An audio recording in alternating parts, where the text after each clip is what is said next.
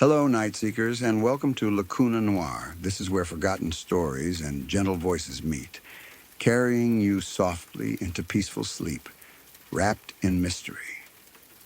Before tonight's stories begin, I'd love to know, where in the world are you listening from? Drop a comment below and let me know. And a little note before we begin.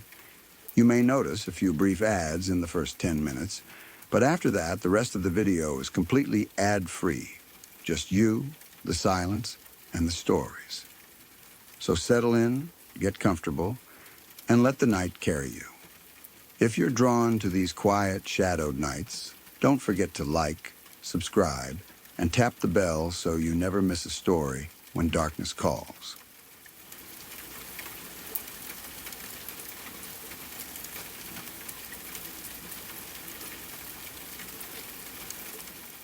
I think I have a few strange experiences that are worth sharing, and the weird thing is that none of them fit neatly into one category. Some of them could have normal explanations, maybe animals or nature doing things that only seemed impossible in the moment. Some of them I still cannot explain at all. I am not the kind of person who jumps straight to ghosts, monsters, or anything supernatural every time something odd happens. But there are a few moments in my life where I was left standing there thinking, what did I just hear? Or what did I just see? And even now, after trying to make sense of them, I still do not really know. The first one happened at my mom and dad's house. They live in a heavily wooded area, the kind of place where the trees press close around the property and the darkness at night feels deeper than it does in town. During the day, it is beautiful. You hear birds, leaves moving in the wind, insects, and all the normal sounds that come with living near the woods.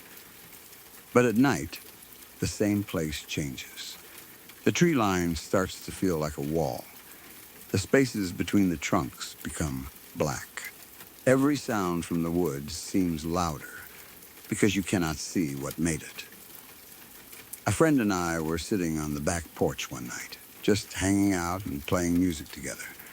It was one of those relaxed evenings where nothing feels wrong.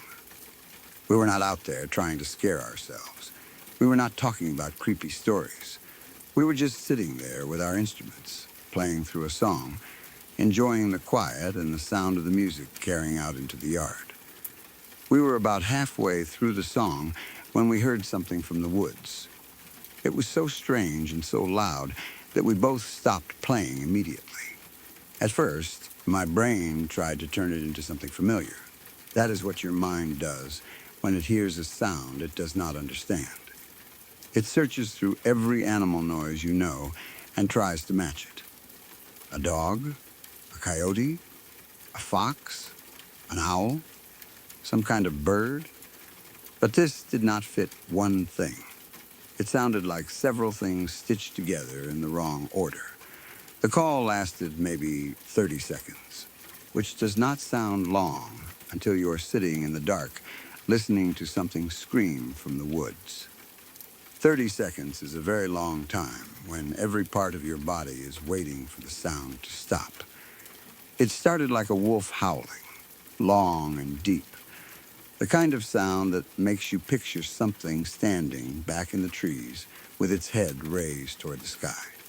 Then it shifted into something like a donkey braying, rough and awful and almost ridiculous, but not funny at all in the moment. Then it turned into what sounded like a woman screaming as loud as she possibly could. That was the part that made my stomach drop. It was not just a normal animal scream. I know animals can sound like people. I know foxes and mountain lions can make sounds that scare people because they seem human. I know that in the woods, especially at night, natural things can sound unnatural. But hearing a scream like that while you are sitting on a back porch with nothing but trees in front of you is different. It hits some old part of your brain. It makes you feel like someone is hurt, or something is trying to sound like someone is hurt. My friend and I just sat there after it stopped, listening. Neither of us started playing again. The music was gone from the moment. The woods had our full attention now. We stared out toward the darkness, waiting to hear it again, waiting for branches to crack, waiting for anything that might tell us what had made that noise. But after that long, insane call, everything went quiet again. That quiet was almost as bad as the sound. When something screams like that and then stops completely, the silence feels wrong. It feels like the woods are holding their breath. We whispered about what it could have been. Mountain lion was one idea. That seemed possible, maybe even likely, because mountain lions can make horrific sounds. But the way the call changed bothered me. Wolf howl, donkey bray, woman screaming. It was like one thing trying on different voices. Someone jokingly said Bigfoot, or at least we thought about that kind of thing. Because when you hear something that does not fit, your mind starts reaching for legends. I still do not know what it was. Maybe it was a mountain lion. Maybe it was some combination of animals, or an echo, or just the way the sound carried through the trees. But I know how it felt when we heard it. It felt wrong enough that two people stopped playing music at the exact same time and just listened like children who had realized the woods were not empty. Another strange thing happened a couple summers ago when I was out sailing with a different friend. This one was not in the woods. It happened on a lake, and somehow that made it even stranger because there was nowhere for the cause to hide, at least not above the surface. We had gone out one evening, and it was peaceful at first. There was not any wind on the lake, or at least not enough to do much. There were no other boats nearby. Everything was calm in that still summer evening way where the water looks flat and quiet, almost like glass. We were not racing or working hard. We were just drifting, talking, and enjoying each other's company. It was one of those simple moments where nothing needs to happen for it to be good. Then, out of nowhere, the lake changed. Violent wakes started forming all around us. I do not mean one wake from one boat passing somewhere far away. There were no boats. I mean the water around us, in maybe a 150-foot radius, suddenly started getting disturbed from different directions. It was like something below the surface had caused a whole section of the lake to panic. The calm water broke apart into movement, and it happened so fast that we just stared at it, confused. Then we saw something coming toward the boat. It was moving fast, just under or near the surface, making that V shape you sometimes see when a fish swims close enough to the top of the water to leave a mark. But this was not a little fish. Whatever it was looked big, really big. From what we could tell, it had to be around 10 feet long. We could not make out details, not clearly. It was not like it came up and showed us a head or fins or anything that would let us identify it.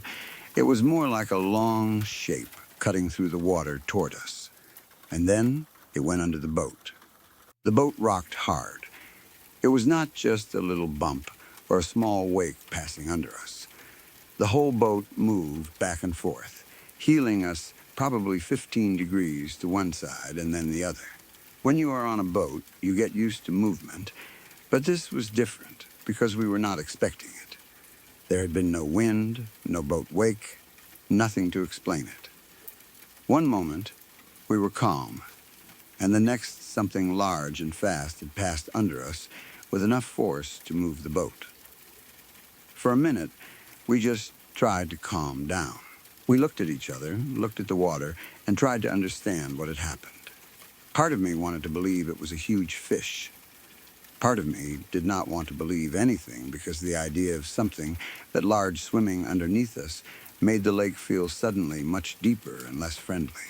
Then, either the same thing, or a smaller one, came back around and did it again.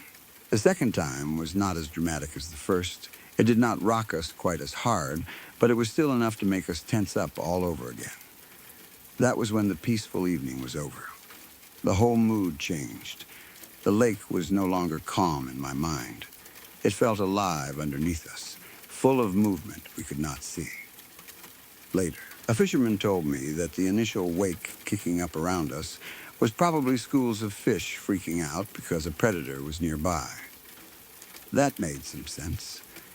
If a large predator fish moved into an area, smaller fish would scatter, and the surface might break in a lot of places at once. That explanation is probably the most reasonable one. It turns the whole thing into nature doing what nature does.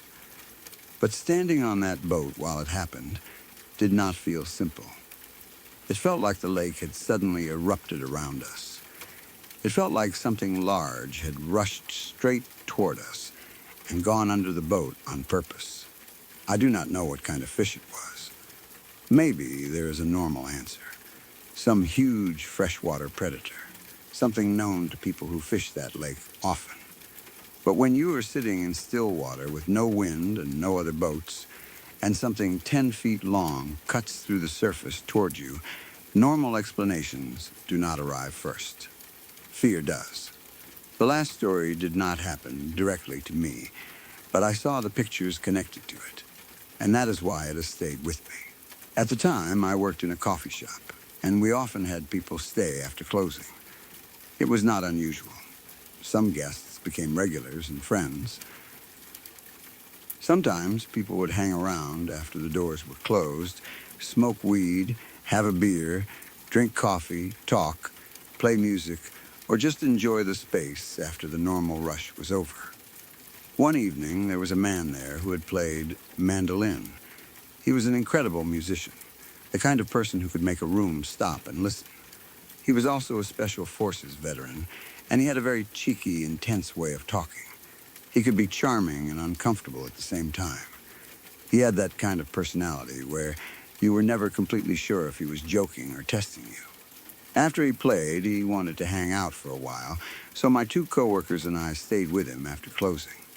We talked, and at one point he started asking uncomfortable questions, like how many people we thought he had killed. That is not exactly a casual coffee shop conversation, and I remember trying to be polite while also not wanting to get pulled too far into that topic. Eventually, we managed to change the subject, and somehow the conversation moved toward ghosts and the paranormal. That was when he told us about something that had happened recently in his backyard. He said his dog had started freaking out one evening, not barking at a squirrel or acting playful, really freaking out. He went outside to see what was wrong and found the dog running around in the same spot, almost like it was chasing its own tail, except it did not look normal. The dog seemed focused on something, reacting to something that the man could not see with his naked eyes. At first, he just thought the dog was acting weird. Dogs do strange things sometimes. They smell things people cannot smell, hear things people cannot hear, and sometimes lose their minds over nothing obvious. But this seemed strange enough that he took out his phone and started taking pictures. That was where the story became really weird. In the photos, there were 2 small points of light. They were maybe about the size of golf balls, at least in the pictures. One was green, and the other was reddish. He said he could not see them with his eyes while he was standing there. They were invisible to the naked eye. But after he snapped the photos and looked at them, there they were. At first, I would have assumed dust, bugs, lens flare, reflections, or some other camera issue. That is where my mind goes with things like that. Photos can be strange. Cameras catch light in odd ways. Phones especially can create weird effects depending on the angle, the flash, moisture in the air, or tiny insects flying through the shot. One strange photo is easy to explain away. But then we started scrolling through his camera roll. There were many photos. In each one, the lights were in different positions. That was the part that got me. These were not two spots stuck in the same place on the lens. They were not marks on the camera. They moved from picture to picture, and the dog's behavior lined up with them in this eerie way, as if the lights were moving around and taunting the dog. In one photo, they would be one place, and in another, they would be somewhere else. The dogs seemed to be reacting to where they were, even though the man could not see them while taking the pictures. He must have taken around 40 photos. The whole time, according to him, the dog was losing its mind, running in circles, chasing, turning, reacting. Then eventually, the lights were gone. No more green point, no more reddish point. The dog calmed down too, like whatever had been there had left. We all sat there looking at the pictures, trying to figure out what we were seeing. I wanted there to be an easy answer. Bugs close to the lens would be a good one. Reflective eyes from small animals would be another. Maybe something about the phone camera made points of light appear. Maybe there were reflections from a window, a porch light, or something in the yard.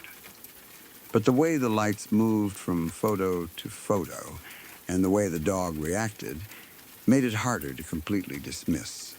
The man was not telling the story like he was scared out of his mind.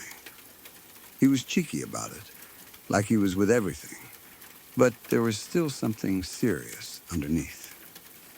He knew it was weird. He had the photos, and he seemed glad to show them because he knew they made the story harder to brush off. I still do not know what those lights were. Maybe they were something completely normal that looked strange because of the camera.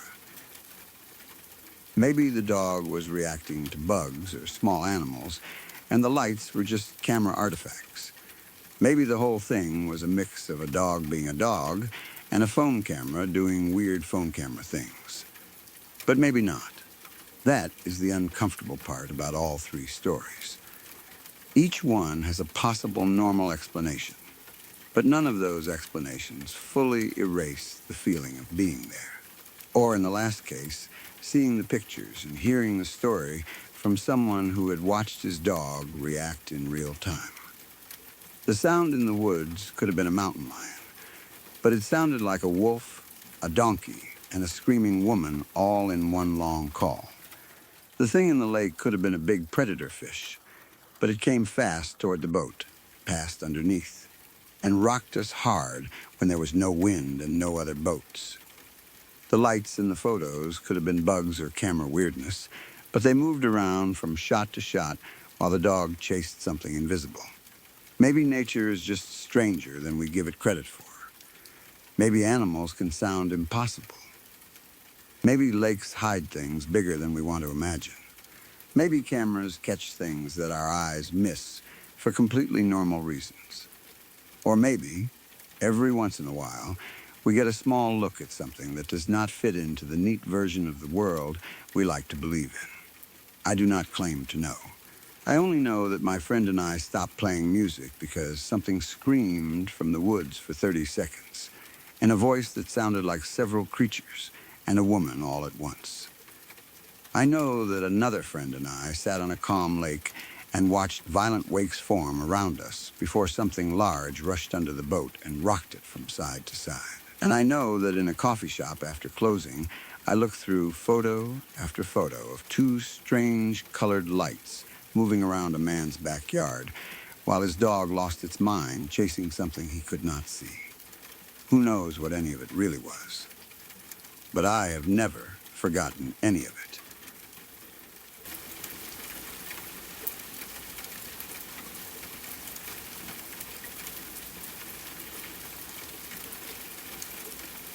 There are a few things I have seen in my life that my brain still does not know where to put. Most strange experiences, after enough time passes, become easier to explain away. You tell yourself you were tired. You tell yourself the light was bad. You tell yourself your mind filled in the blanks, or that you misunderstood what you were looking at.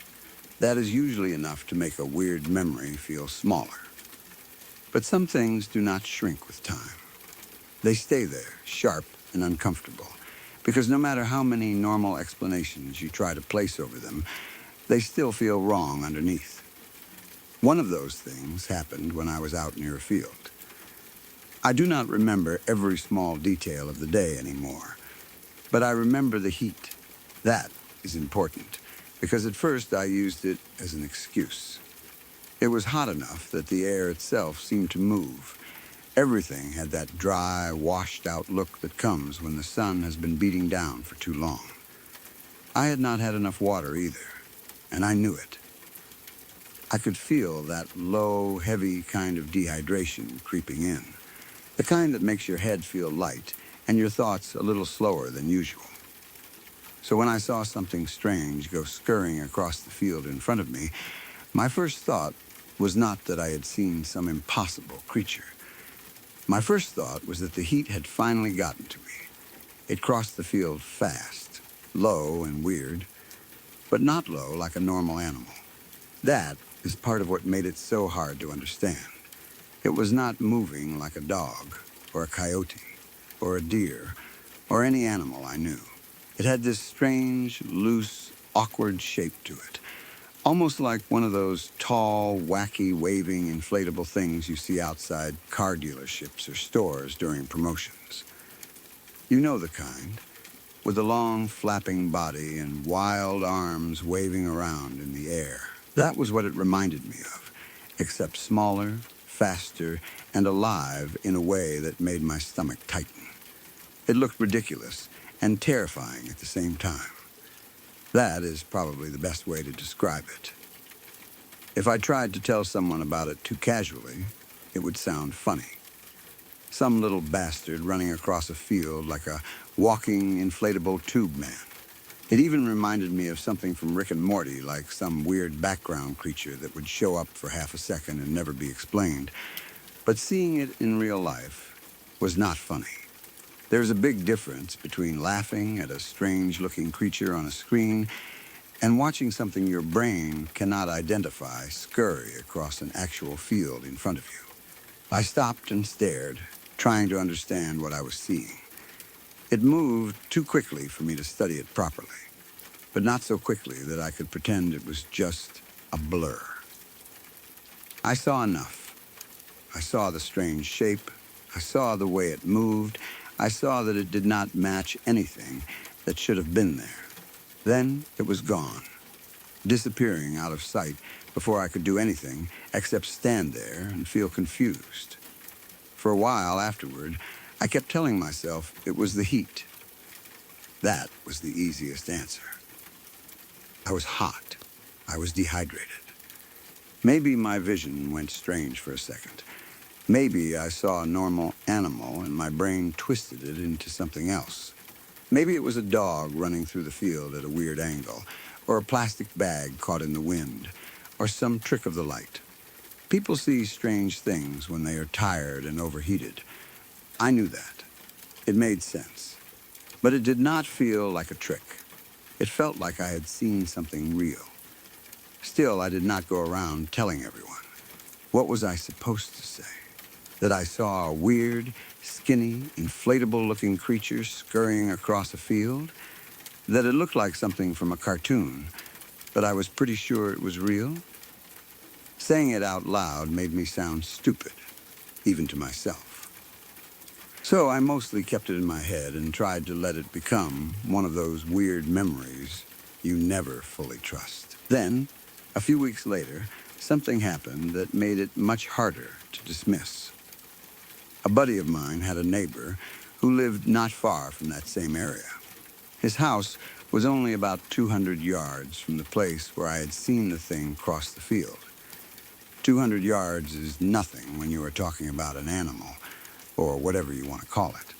That is close enough that it could easily be the same area, the same patch of land, the same thing moving around nearby. This neighbor told my buddy that he had seen something weird, too. He said he saw some strange thing peering at him from behind a tree. When I heard that, I got that cold feeling in my chest. Not because his description was exactly the same as mine, but because it was close enough in the wrong way. He had not seen a deer. He had not said he saw a dog or a person or a raccoon. He said some weird thing was peering at him from behind a tree near the same place where I had seen something impossible crossing a field. That detail bothered me more than I wanted to admit. It made my own memory feel less like heat and dehydration and more like maybe I had actually seen something. Maybe the thing had not been a trick of the sun. Maybe it lived around there, or passed through there, or came out when people were not supposed to be looking. Maybe it had been watching the neighbor, too. Maybe what I saw was not the only time it had been seen. I still do not know what it was. I do not have a good explanation. I cannot even describe it in a way that feels satisfying, because the only comparisons that come to mind sound ridiculous. A wacky, waving, inflatable thing. Something from Rick and Morty. A strange, tall, loose creature scurrying across a field. None of that sounds real, and yet that is what I saw. But that was not the only thing that has happened to me. The other incident was different, because it was not some creature or possible hallucination. It was a person, or at least it looked like a person, and it happened in a place I knew well. Last year, I was riding my bike along a recreational trail that I used all the time. It was part of my normal routine. I rode there weekly, so I knew the path, the turns, the quiet stretches, the busier areas, and the way the trail felt at different times of day. It was not some creepy abandoned road or hidden path deep in the woods. It was a regular trail, the kind people use for biking, walking, jogging, and getting some air. Because I had been there so often, I felt comfortable there. I did not expect anything strange. I was riding along like I normally did, not thinking about much. That is one of the nice things about biking a familiar trail. Your body knows what to do, and your mind can wander. You notice the trees, the air, the sound of your tires on the path, maybe another rider or walker passing by. Everything feels steady and normal. Then I passed a guy walking along the trail. At first, I only registered him as another person using the path. That is normal. You pass people all the time on trails. Some wave, some nod, some ignore you completely.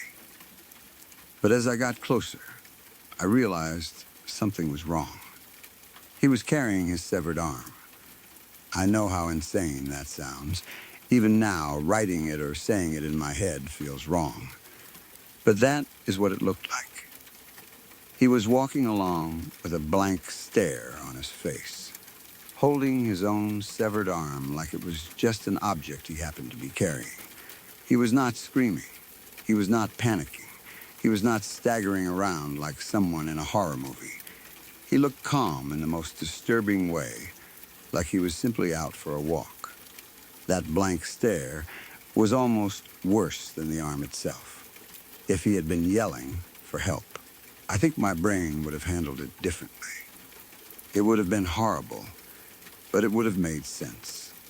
Someone is injured. Someone needs emergency help. You stop, you call 911, you try to do whatever you can. But he did not look like a man reacting to a life-threatening injury. He looked empty, distant, like whatever had happened to him had either not reached his mind yet or had taken his mind somewhere far away. I passed him, and my brain immediately tried to protect me from what I had just seen. That is something people do not talk about enough. When you see something deeply wrong, your mind does not always accept it right away. It starts offering explanations, even bad ones, because almost any explanation feels better than the truth. As I kept riding, I found myself thinking, no, that was not real. Maybe it was a prank. Maybe it was a prop. Maybe it was some kind of costume or movie thing. Maybe I misunderstood what I saw. Maybe it was not an arm. Maybe it was something else, shaped like one. Maybe he was holding a fake limb for a joke. The farther I got from him, the harder my brain tried to convince me I had not really seen it. Distance made it feel less real. That is how strange moments work sometimes. When you are right there, the shock hits your body. But once you move away, your mind starts rewriting it because it does not want to carry the full weight of it. A few minutes after passing him, part of me was already trying to turn the memory into something fake. A prank, a mistake, a weird prop, anything, but the image was still there. The man walking with that blank stare, the arm, the trail, the horrible calmness of it. I kept going on my ride. I do not know if that was the right thing to do. Looking back, maybe I should have stopped immediately or called someone right away. But in the moment, I was confused and unsettled, and my mind was still fighting with itself. It is easy to imagine how you would react in a situation like that when you are safely thinking about it later. It is much harder when you are actually there and your brain is trying to decide whether reality just broke in front of you. About an hour or so later, I was on the return leg of my trip, heading back along the same general route. By then, I had almost managed to convince myself that maybe I had seen something staged or fake. I still felt uneasy, but I was trying to be rational. People do pranks. People make weird videos. People carry strange things. Maybe I had passed some performance artist or someone doing a stunt. Maybe there was a simple answer. Then I came across a couple of cops. They stopped me. That was when the whole thing became real again. They asked if I had seen anything. As soon as they asked that, I knew. They were not asking casually. They were looking for something, or someone. The memory of the man came rushing back with full force. No more excuses. No more prank theory. No more telling myself I imagined it. If police were on the trail asking people if they had seen anything, then what I had seen mattered. I told them what I had seen, or at least pointed them in the direction where I had last seen him. I do not remember every word I used, because the moment felt strange and heavy. There is something deeply unsettling about realizing that the awful thing your mind tried to reject was not just in your head. It had continued existing after you passed it. Other people knew something was wrong. The police were involved. It was real enough that they were out there looking. That confirmation disturbed me almost as much as seeing him in the first place. When your brain tries to convince you something is not real, part of you wants to believe it. You want the prank explanation. You want the prop. You want the mistake. You want to be able to go home and think, wow, that was weird, but it probably was not serious. Then someone official stops you and asks if you saw anything, and suddenly the door closes on all those comforting possibilities. The man had not been a hallucination. He had not been something my mind invented. He had been there, walking on the trail, carrying what looked like his own severed arm, with that blank, empty stare on his face. I do not know what happened to him after that. I do not know how he ended up like that, or why he was walking so calmly, or whether he survived, or what the full story was. Part of me wanted to know, but another part of me did not. Sometimes knowing the explanation does not make the image easier to carry. Sometimes it makes it worse. Both of those experiences left me with the same strange feeling, even though they were completely different. One was something that looked impossible. Some weird creature, like things scurrying across a field in the heat. The other was a very real human emergency, or something close to it, on a recreational trail I knew well. One made me question what might be living or moving around in places we think are ordinary. The other reminded me that real life can become horrifying without anything supernatural being involved. In both cases, my mind tried to reject what I saw. With the creature, I blamed heat and dehydration. I told myself I must have been seeing things. Then someone else saw something strange near the same spot, And suddenly, that explanation did not feel strong enough anymore. With the man on the trail, I blamed distance, shock, and the possibility of a prank. I told myself maybe it was fake. Then the cop stopped me and asked if I had seen anything, and suddenly I had to accept that it was not just some strange moment my brain had made up. That is the part that still gets to me.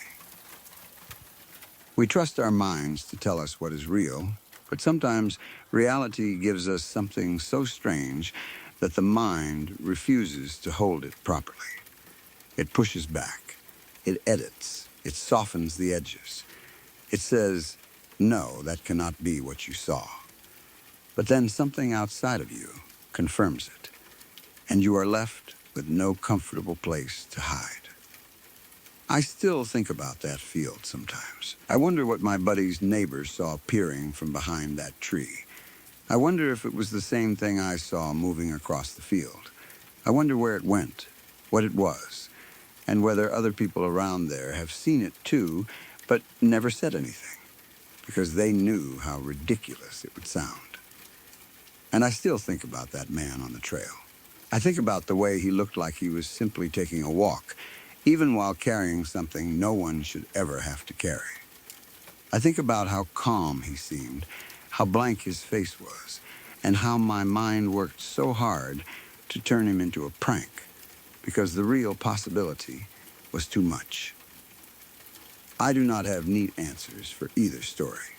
All I know is that once, in the heat, I saw a strange, long, ridiculous-looking thing scurry across a field like it had no business existing in the real world. A few weeks later, someone nearby reported seeing a weird thing peering at him from behind a tree. And last year, on a trail I rode all the time, I passed a man carrying his severed arm with a blank stare on his face. I tried to convince myself I had not really seen it, until the cops stopped me later and asked if I had seen anything. Some things are scary because they might be supernatural. Some things are scary because they are very real. And some things are scary because even after you see them with your own eyes, your brain still tries to tell you that you did not.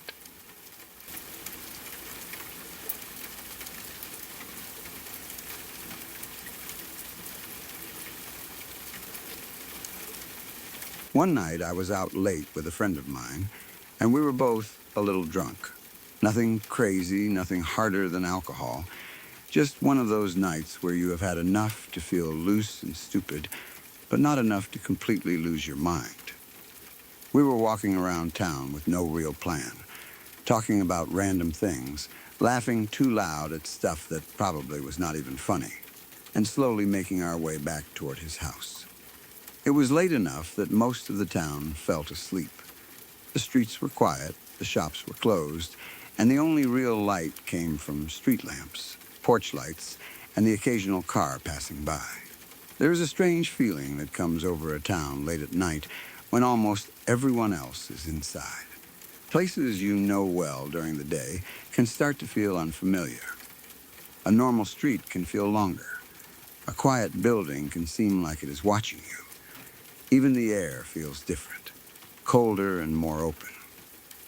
We stopped at a gas station on the way because we wanted something to drink. I grabbed a pop, and my friend got whatever he wanted. The gas station lights were bright and harsh, the kind that make everything look too real for a few minutes. There was probably someone behind the counter, maybe a car at one of the pumps, but I do not remember much about that part. It was just a normal stop. We were not scared. We were not thinking about anything strange. We were just two guys out late, a little drunk, making our way back home. After we left the gas station, we started walking back to my friend's house. It was still a decent walk from there, around 20 minutes if we moved at a normal pace. To get there, we had to cross a bridge. I had been across that bridge before. It was not some huge bridge over a river, but it had a swampy area underneath and around it. During the day, it was not much to think about. Just water, mud, weeds, trees, and that thick, damp smell that comes from swampy ground. At night, though, it felt completely different. The swamp under the bridge was dark in a way the road was not. The streetlights did not reach down there very well, and the trees and brush made the shadows feel even deeper. You could hear insects and little night sounds coming from that direction. But there was also a heavy silence underneath everything. It was the kind of place where you did not really want to look too long, because the longer you looked, the more your mind started to create shapes in the dark. We were crossing the bridge, still talking, when I heard something. At first, I thought it was just an animal. That would have made sense. I live beside the woods, so I am not unfamiliar with animal sounds. I know what foxes sound like. I know what coyotes can sound like. I know that animals can make noises at night that sound weird as hell if you are not used to them. People who have never heard a fox scream sometimes think someone is being murdered. Coyotes can yip and cry and make strange sounds too.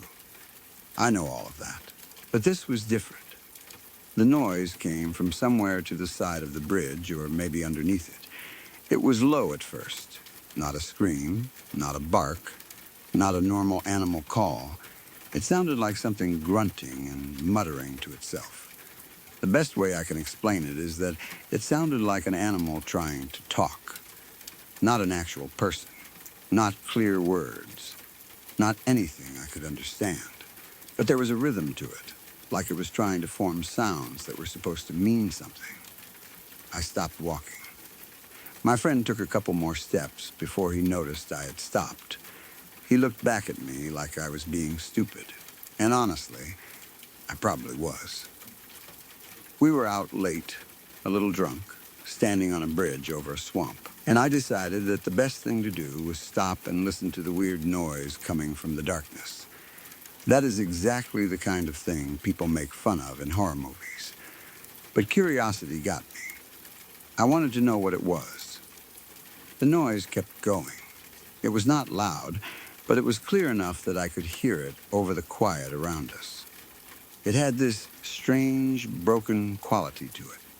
There were grunts, rough little sounds, almost like a fox or coyote, but twisted into something that felt wrong. It sounded like whatever was down there had heard human speech before and was trying to copy it without understanding how. Like it was rambling nonsense, but trying to make the nonsense sound like words. That was what made my skin crawl. If it had just been a fox scream, I would have known. If it had just been a coyote, I could have accepted that. If it had been a raccoon, a bird, or some other swamp animal making a weird noise, I probably would have laughed it off later. But this sounded like something stuck between animal and human, like a throat that should not have been making those sounds was forcing them out anyway. My friend heard it too. He came back beside me and stood there, listening. I remember looking at him and seeing that he was not laughing anymore. He had that same confused look I probably had, the look people get when they are hearing something their brain cannot place. We both stood there on the bridge, staring toward the dark side where the sound was coming from. The swamp below us was almost impossible to see. There were shapes of bushes, trees, and weeds, but nothing clear. The darkness seemed thicker down there. I tried to focus, to see movement, maybe eye shine from an animal, maybe a shape under the bridge, but I could not make anything out. The noise kept coming, low and rough, like something was talking to itself in broken pieces. Because I was curious and not making the smartest choices that night, I yelled out to it. I called, "Is anyone there?" The sound stopped. For maybe 1 second, everything went completely quiet. Then, it screamed. I do not mean it made a loud animal noise. I do not mean it barked or yipped or hissed. It let out the most horrific screech I have ever heard in my life. It came from under or beside the bridge, and it cut through the night so sharply that I felt it in my chest.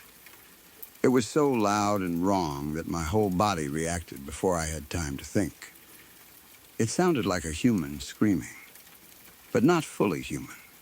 It also sounded like a coyote and a fox and something else, all mixed together, like a human throat had been pushed into an animal shape, or an animal was forcing itself closer and closer to a human scream. There was pain in it, or rage, or maybe just some kind of awful imitation. I do not know. I only know that the sound was not normal. I have heard animals scream before.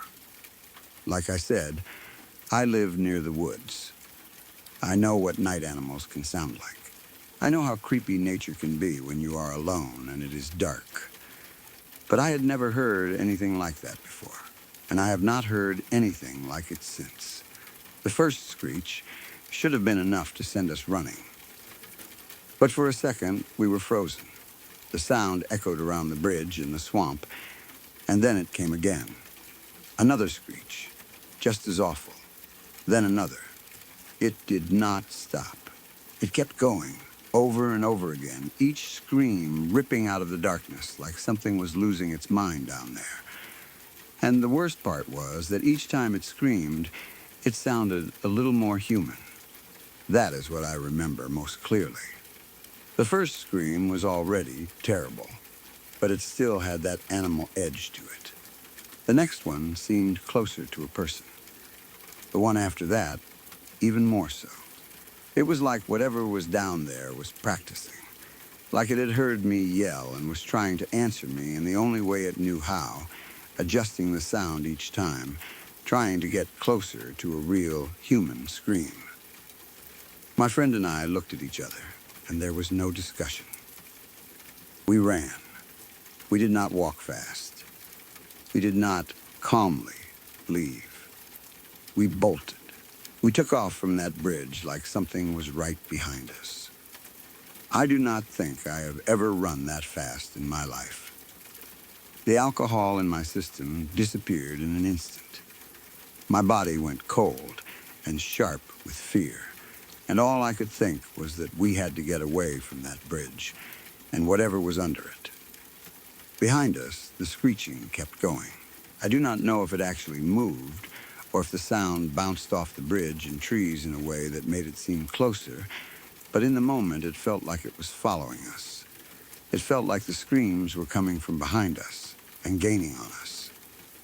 Every time it let out another one, my legs pushed harder. My lungs burned. My feet hit the pavement too loud. My pop was probably still in my hand at first, but I do not remember if I dropped it or kept it. I only remember running. My friend's house was still about a 20-minute walk away. We made it back in less than half that time. I do not even know how. Fear does things to your body that nothing else can. One minute, you are two half-drunk idiots walking around town, and the next you are sprinting like your life depends on it. We crossed streets without thinking. We rushed past houses, yards, parked cars, and dark windows. Neither of us wanted to slow down. Neither of us wanted to look back. I think we were both afraid that if we turned around, we would see something coming after us from the direction of the bridge. When we finally got to his house, we were out of breath and shaken. We got inside as fast as possible, and only then did we really start talking about what had happened. You know how sometimes after something scary, people laugh because they are relieved? This was not like that. We were not laughing. We were both trying to understand what the hell we had just heard. My friend had heard the same thing I did. That was important to me. If I had been alone, maybe I would have blamed the alcohol. Maybe I would have told myself I imagined how strange it was.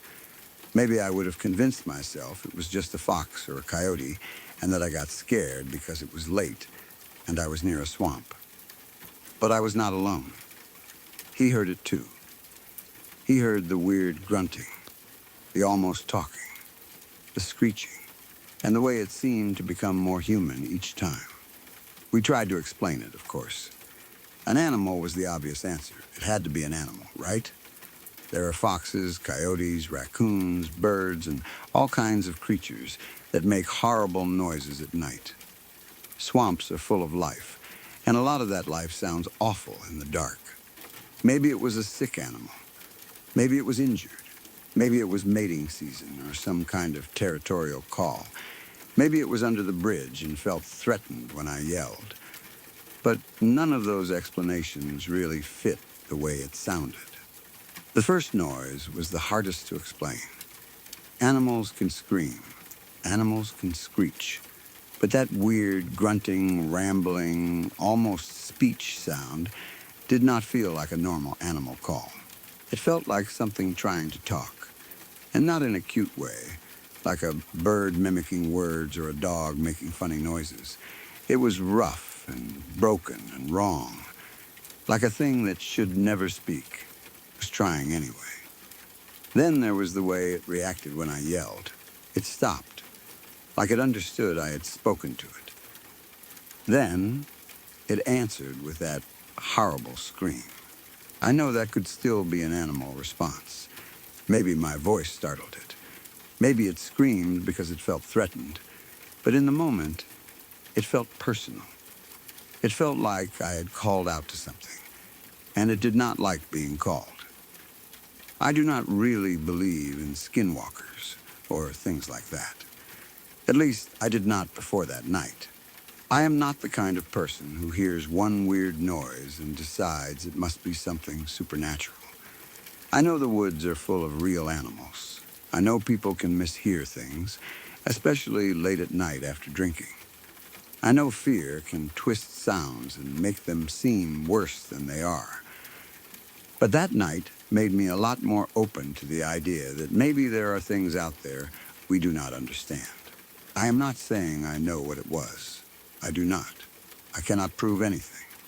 I did not see a creature. I did not see glowing eyes or a strange figure crawling out of the swamp. All I have is the sound, and sound is hard to explain to someone who was not there. You can describe it as much as you want, but people will always say, it was probably a fox, or coyotes sound crazy, or you were drunk. And honestly, those are fair things to say. But I know what I heard. I know the difference between a normal animal screech and whatever that was. I know what a fox sounds like. I know what coyotes sound like. I know animals can make disturbing noises, but this was beyond that. This sounded like something using animal sounds to reach toward a human voice. It sounded like it was learning. It sounded like it wanted to sound like us. And that is what still makes me uncomfortable. Every time I think back to that bridge, I wonder what would have happened if we had stayed longer. What if I had yelled again? What if we had shined a light down there? What if curiosity had been stronger than fear for just a few more seconds?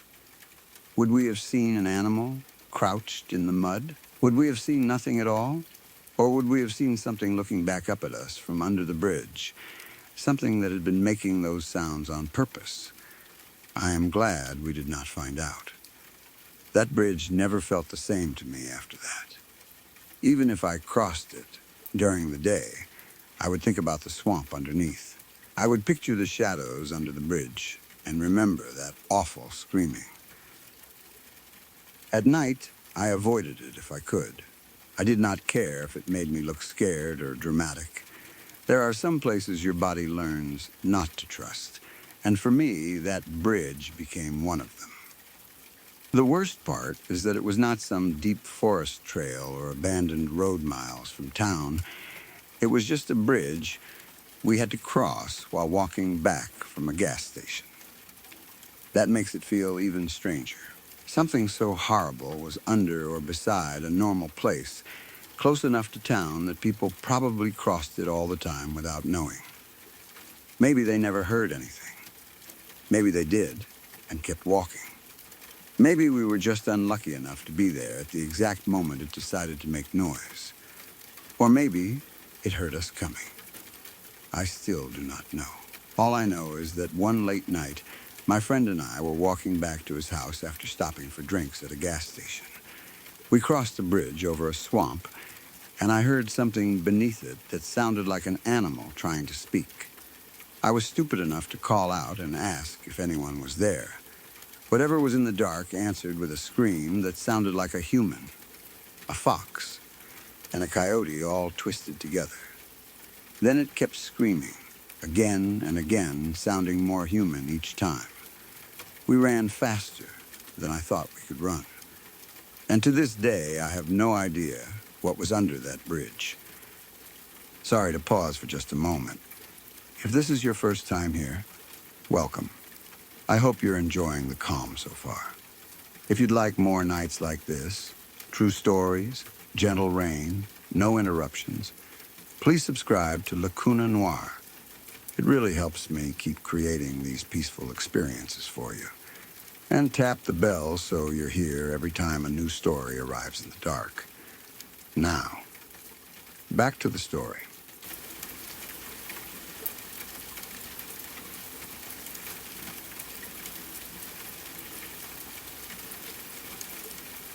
I was about 12 years old when this happened, and even now, years later, I can still remember the feeling of standing on that empty deck, looking out at the dark ocean, and realizing something was standing right beside me that had not been there a second before. My family and I were on a cruise at the time. It was one of those big family trips that feels exciting in a way only vacations can when you are a kid. Everything about the ship seemed huge to me. The decks, the stairways, the long hallways with cabin doors lined up on both sides, the elevators, the restaurants, the pools, the lights, the music, the endless places to explore. When you are 12, a cruise ship feels like a floating city made for running around. There are adults everywhere, but somehow you still feel like you have freedom.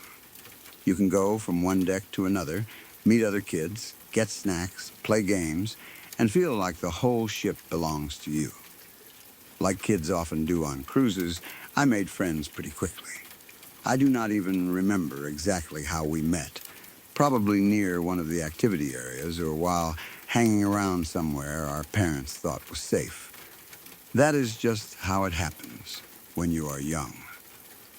One minute you are standing there by yourself, and the next you are part of a little group, running through the ship like you have known each other forever. After dark, the ship felt different. During the day, everything was bright and busy. Families were everywhere. People were swimming, eating, taking pictures, and walking around in the sun.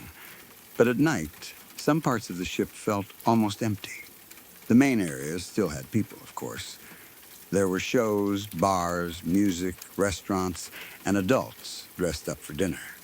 But if you wandered away from the busy places, the ship became quiet in a strange way. You could hear the low hum of the engines, the wind moving across the decks, and the constant sound of the ocean below. That night, my friends and I were running around after it got dark. We were not doing anything bad, at least not in the way kids think of it. We were just exploring, laughing, moving from place to place, enjoying the feeling of being out on a giant ship at night while our parents were somewhere else. We had a usual hangout spot on one of the decks, and we would keep coming back to it after wandering around. It felt like our base, the place where we stopped to talk and catch our breath before deciding where to go next. At some point, we decided to go up to the top deck, toward the front of the ship. I do not remember who suggested it. It might have been me, or it might have been one of the others. At that age, you do not think much about whether you are supposed to be somewhere. If there is a deck you can reach and no sign stopping you, it feels like fair game. We were at sea with nothing around us but water and darkness, and there was something exciting about the idea of standing at the front of the ship at night, looking out over the ocean. So we went. The higher we got, the quieter it became. The bright, crowded areas of the ship started to feel far away. The sounds of people talking and laughing faded behind us, replaced by wind and the deep moving noise of the ship cutting through the water.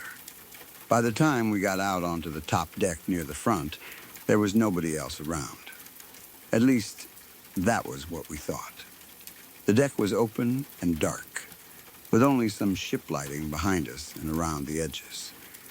It was not pitch black, but it was dim enough that the shadows felt deep. The wind was stronger up there, too. It moved across the deck in hard, cold pushes, whipping around us and making everything feel bigger and emptier.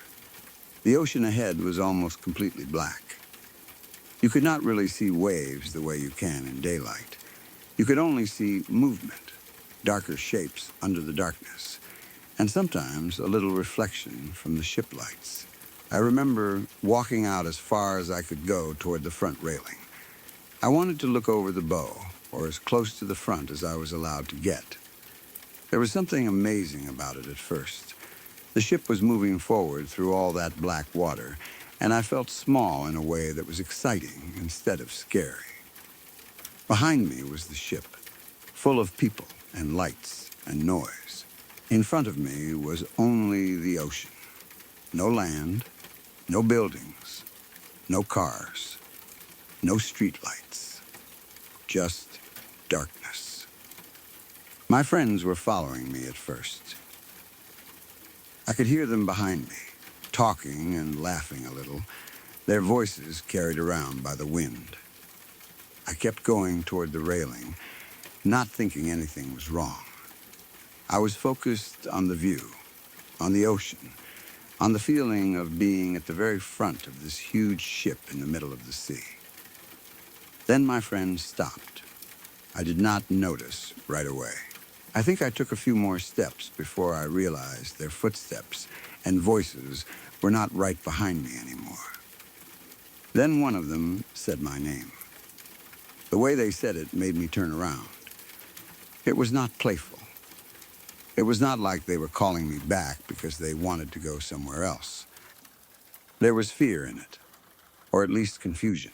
It was the kind of voice that makes your body react before your mind understands why. I looked back at them. They were standing several feet behind me, frozen in place. Their faces were hard to read in the dim light, but I could tell they were staring at something near me. Not at me exactly. Beside me. Then, one of them pointed.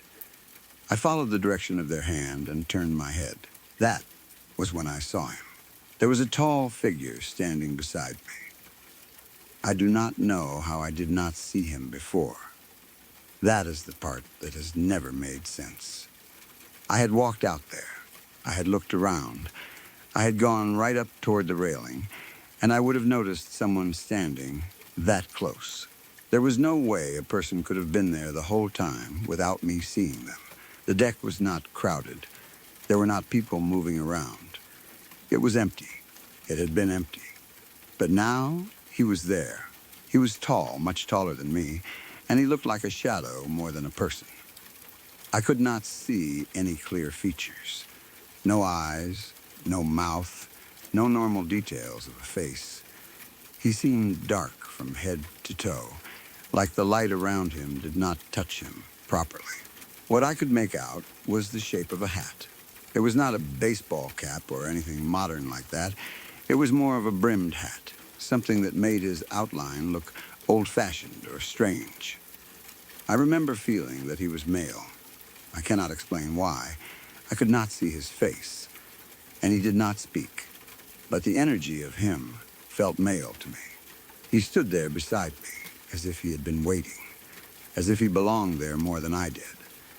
For one terrible second, I just stared. Then I looked up at him because he was taller than me. As I looked at him, he slowly turned his head and looked down at me. That was the moment my fear took over completely. I cannot explain what I saw in his face because I did not see a face. That somehow made it worse. It was not like looking at an angry man or a creepy stranger with a clear expression. It was like looking at a dark shape that knew I was there and had chosen to notice me. The movement was calm, too calm. He did not jump or startle when I saw him. He did not say sorry or didn't mean to scare you. He just looked down at me, and I knew I needed to get away from him. There was no conversation. no thought process. I did not stand there trying to decide whether he was a crew member or another passenger. I did not ask him who he was. I did not wait for my friends. My body made the choice for me. I ran. I turned and booked it as fast as I possibly could. I ran back across the deck toward my friends. And they ran too. None of us stayed to find out what he wanted or where he had come from. We just got out of there. The wind, the darkness, the railings, the empty deck, all of it blurred around me because I was focused on only one thing, getting away from the front of that ship. I do not remember every stairwell or hallway we took after that. I just remember going down and down, many levels, not stopping. We ran from the open deck back into the ship, away from the dark ocean and back toward the lights. Normally, running through a cruise ship would have felt fun. That night, it felt like escape. Every turn, every stair, every lower deck made me feel a little safer, but not safe enough to stop. I did not look back. That is another thing I remember clearly. I did not want to look back. I was terrified that if I did, I would see him following us. I pictured that tall, shadowy figure stepping through the doorway from the outside deck, still wearing that hat, still moving calmly while we panicked. I pictured him standing at the top of the stairs, looking down after us. I pictured him appearing around a corner before we could reach our hangout spot. So I kept running. We finally made it back to our usual spot, breathless and shaken. It was brighter there, warmer, closer to people. The normal sounds of the ship came back around us, and that helped a little. We stopped and tried to catch our breath. For a moment, nobody said much. We were all trying to understand what had just happened, and none of us had an answer. When I could talk again, I asked them where he had come from. I told them I swear I did not see anyone there when I walked up. I had been the first one toward the railing. If someone had been standing beside me, I would have seen him. He was too close, too tall, too obvious. He could not have been hiding behind anything. He could not have stepped out from a crowd, because there was no crowd. There was nowhere for him to come from without us noticing. My friends looked just as confused and scared as I felt. They said they did not know. One of them said he just appeared. That was exactly how it felt. He had not walked up like a normal person. He had not come from behind us. He had not been leaning against the railing before I got there. 1 second, the space beside me was empty. And the next second, there was a tall, shadowy figure standing there with a hat, looking down at me. After that, the rest of the night felt different. We did not go back to the front of the ship. We did not even talk about trying.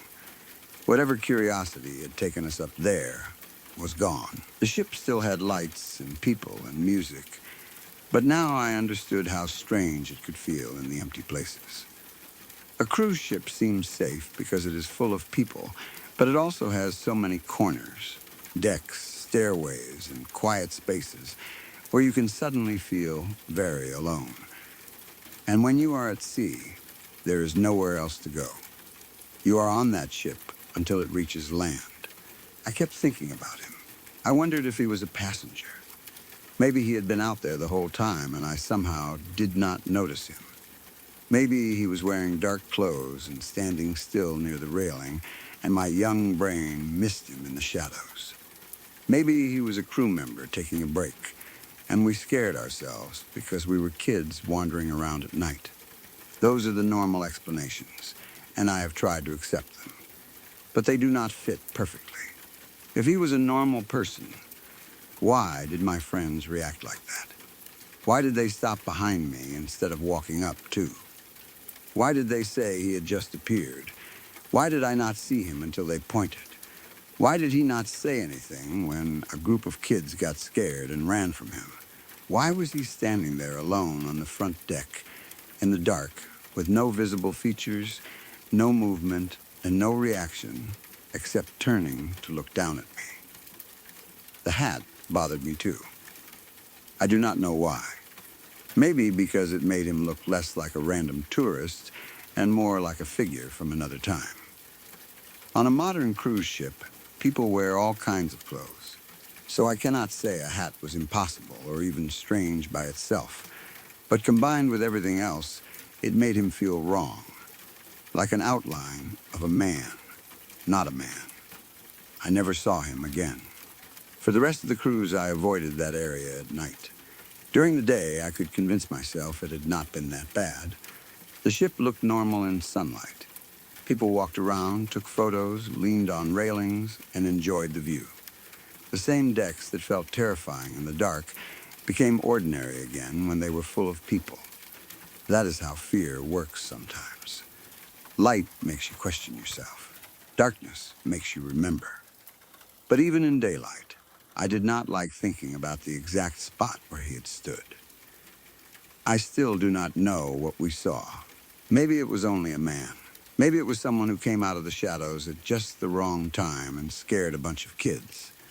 Maybe our memories made him stranger over the years because fear does that. I am willing to admit that. I was 12. It was dark. We were at sea. The wind was loud, the deck was empty, and everything probably felt more dramatic than it would have during the day. But I also know what it felt like when I turned and saw him. I know the shock of realizing someone was beside me when I had been sure I was alone. I know the way my friends sounded when they called my name. I know the way they pointed, frozen and scared. I know the way that tall, shadowy figure looked down at me without saying a word. And I know all of us ran like we had seen something that did not belong there. That is the part I cannot explain away. It was not just me. My friends saw him too. They were the ones who noticed him first. They were the ones who told me he had appeared. If I had been alone, I might have spent the rest of my life wondering if I imagined him. But I was not alone. They saw him before I did, and their fear was real. Maybe he was a passenger. Maybe he was crew. Maybe he was some strange man who liked standing alone on empty decks in the dark. Or maybe, out there at the front of a ship in the middle of the ocean, something else stood beside me for a moment and looked down. I never found out. And honestly, after the way he turned his head toward me, I was happy not to.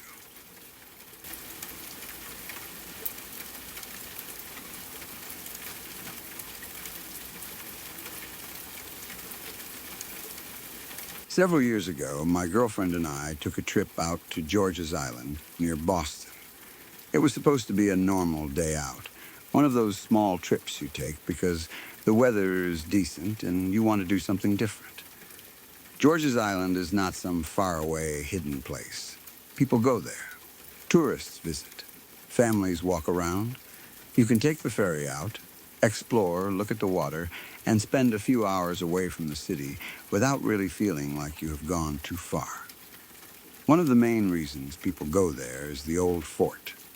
It is a Civil War-era fort, and from the outside it has that heavy, old stone look that immediately makes you curious. There is something about old forts that pulls people in. You see the walls, the dark openings, the old tunnels, the places where soldiers once moved around, and your mind starts building stories. You think about how many people had been there before you, what they saw, what they were afraid of, and what kind of history is still sitting inside those walls. My girlfriend and I were curious about it, so we decided to check it out. At first, it felt like normal exploring. We were not trying to do anything crazy. We were not ghost hunting. We were not looking for trouble. We just wanted to see inside and look around a little. The fort had an old, damp feeling even before we went into the darker parts. Some places were open enough that you still felt like a tourist, but other parts felt less welcoming. The kind of areas where you start to wonder if people are really supposed to be there. We went inside one section of the fort, and pretty quickly, the mood changed. There were no lights. That was the first thing that made it feel different. Outside, there was daylight, wind, water, people, and the ordinary sounds of a tourist spot.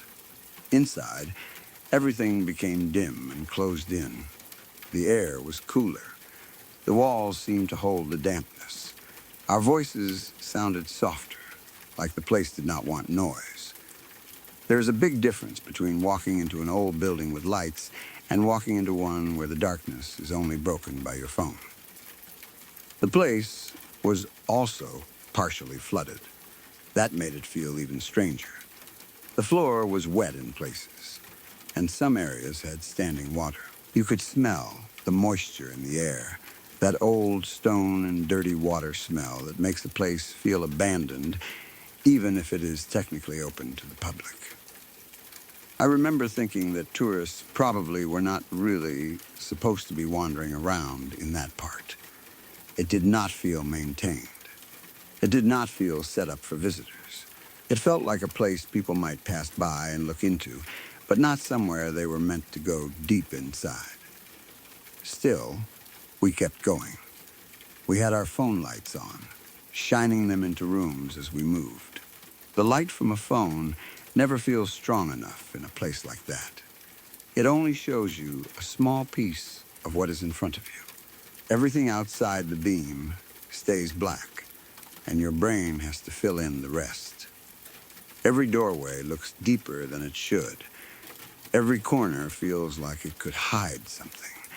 Every sound you make comes back to you in a slightly wrong way. We checked out a few rooms. Most of them were empty, at least as far as we could tell. Stone walls, wet floors, old openings, shadows, and the feeling of a place that had been sitting there for a very long time. Nothing dramatic happened at first. It was creepy, but in a way we expected. Old forts are supposed to feel a little creepy. Dark, flooded rooms are supposed to make you uneasy. Then, I stepped into another room. The moment my foot came down, I felt cold water fill my sneaker. It was not just a little dampness. It was enough that I instantly knew the room was more flooded than I had realized. That cold, dirty water soaked into my shoe, and I remember feeling annoyed for half a second. It was the kind of small, stupid thing that pulls you out of the mood. One second, you are exploring an old fort, and the next you are thinking, great, now I have to walk around with a wet foot. I lowered my phone light and shined it around the room to see how bad the water was. That was when I saw them. There were people in the room, 4 of them. For a moment, my brain did not understand what I was seeing. I had walked in thinking the room was empty.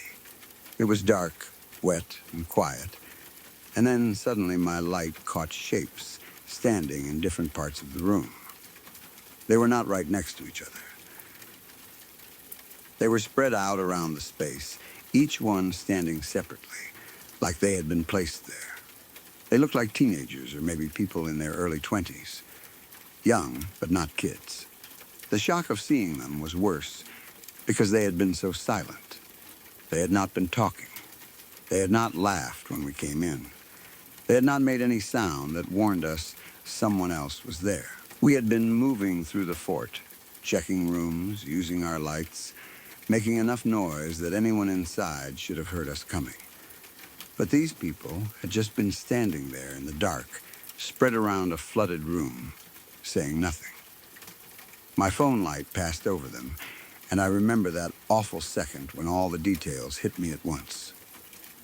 The darkness, the water on the floor, the stone walls, my wet sneaker.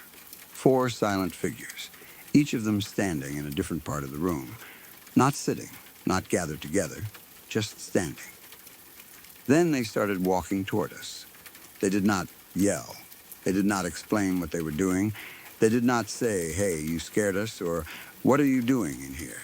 They just began moving in our direction after my light found them. That was enough for me. I said to my girlfriend, "Let's go." I did not say it loudly. I did not try to sound brave. It came out fast and serious. The way you speak when your body has already decided the situation is wrong and your mouth is just catching up. She said, yeah. She did not ask why. She did not argue. She had felt it too. Whatever those people were doing in that room, neither of us wanted to stay there long enough to find out. We turned and hurried back toward the exit. I remember the feeling of moving fast through that dark part of the fort. Not exactly running, but close enough that our footsteps sounded too loud. The wet floor made everything feel more dangerous, like one slip could slow us down. My soaked sneaker made an awful squishing feeling as I moved. I kept expecting to hear them behind us, and maybe I did. Or maybe it was just the echo of our own footsteps. In a place like that, sound bounces in strange ways. It is hard to know what is following you and what is only your own panic coming back through the walls. We reached the exit and got back out into daylight. That was when I felt like I could breathe again. The strange thing is, nothing actually happened to us. No one grabbed us. No one chased us all the way out. No one shouted threats. We did not see anything supernatural. There was no ghost, no monster, no mysterious figure from another time. Just 4 young people standing in a dark, flooded room inside an old fort where they should not have been, and then silently walking toward us when we noticed them. But that was enough to stick with me. I still do not know what they were doing. The easiest explanation is drugs. Maybe they were in there smoking or taking something, and we interrupted them. That would make some sense, I guess. People do strange things in hidden places, and an old fort with dark rooms might seem like a good spot if you do not want to be seen. But even that explanation never sat right with me. If they were smoking pot or hanging out, why were they all standing in different parts of the room? Why were they not sitting together or talking quietly? Why choose a flooded room, of all places, where the floor was wet and gross and uncomfortable? Another possibility is that it was some kind of game. Maybe they were trying to scare people. Maybe they knew tourists wandered into that section sometimes, and they were waiting in the dark to mess with whoever came in. Maybe the whole point was to stand silently around the room until someone noticed them, then walk forward and make that person run. If so, it worked. But even that feels strange. There was no laughter afterward. No one called after us. No one broke character.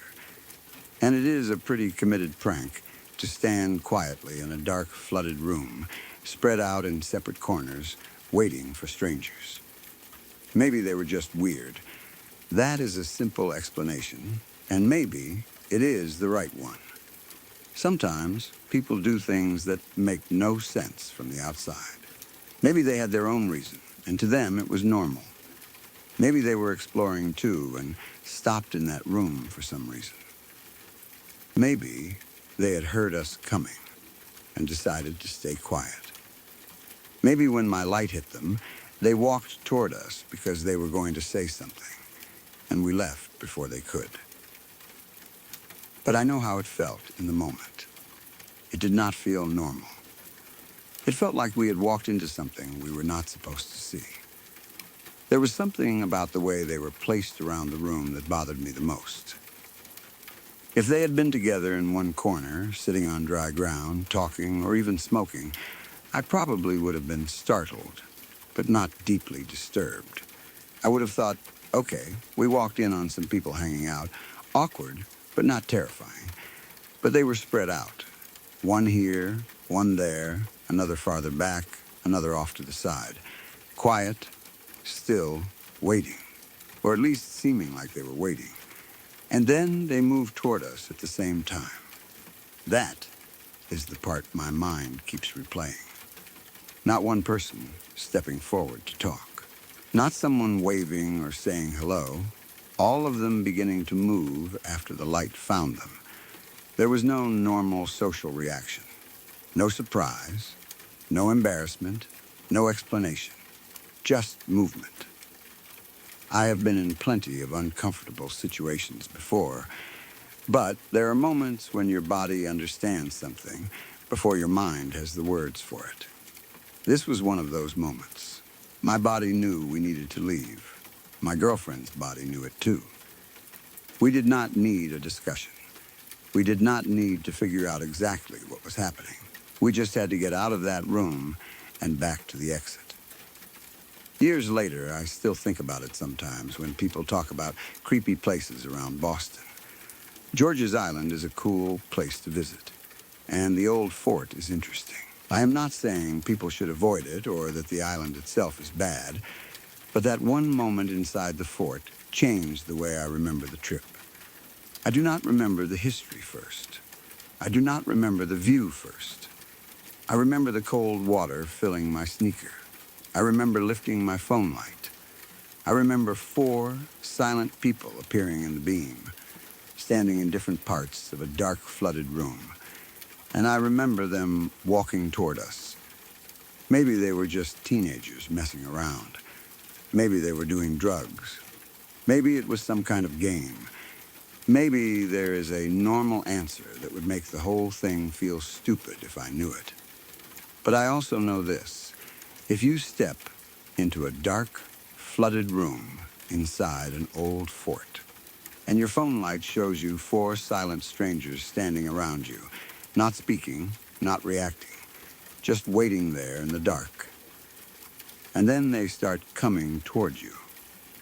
You do not stay and ask questions. You leave.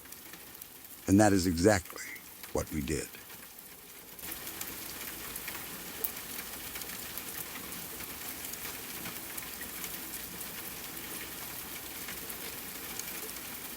I woke up at about 3 in the morning to a sound that made my whole body go still before my mind was even fully awake. It was one of those moments where you come out of sleep so fast that you do not know who you are for a second. One moment I was deep asleep, and the next I was lying in the dark, staring toward the bedroom door, certain that someone else was inside the house. I was alone that night. That was the first thing my brain reminded me of once I was awake enough to think. There should not have been anyone walking around. There should not have been footsteps in the hall. There should not have been movement anywhere outside my bedroom. The house was supposed to be quiet, empty except for me. But it was not quiet. At first, the sound was faint. It was not a crash or a bang. It was more like careful movement somewhere in the house, the kind of noise that makes you hold your breath because you are trying to decide if you really heard it. A creak, a soft shift, something moving through the structure. Then came what sounded exactly like footsteps, not outside. Inside, I remember lying there with my heart suddenly pounding, listening hard. The darkness around me felt thicker than it had before. You know how a room feels different after you wake up scared? The same furniture is there, the same walls, the same door, but everything feels wrong. The shadows look deeper. The silence between sounds feels alive. Even the air feels like it is waiting. Then I heard it again. Footsteps. They were not loud at first. They sounded like someone moving through the house with a strange, uneven pace. A step, then a pause. Another step. Then something that sounded like weight shifting on the floor. My first thought was that maybe I had left a window unlocked. Maybe someone had found a way in. Maybe a door had not been latched properly. I tried to remember every lock, every window, every entrance. But fear makes memory useless. All I could think was that I was alone, and someone was walking around out there. I did not move right away. I stayed in bed, listening. There's a particular kind of fear that comes when you are alone in a house at night and you hear something you cannot explain. During the day, a house is full of normal sounds. Pipes tick. Wood settles. Appliances hum. The wind presses against windows.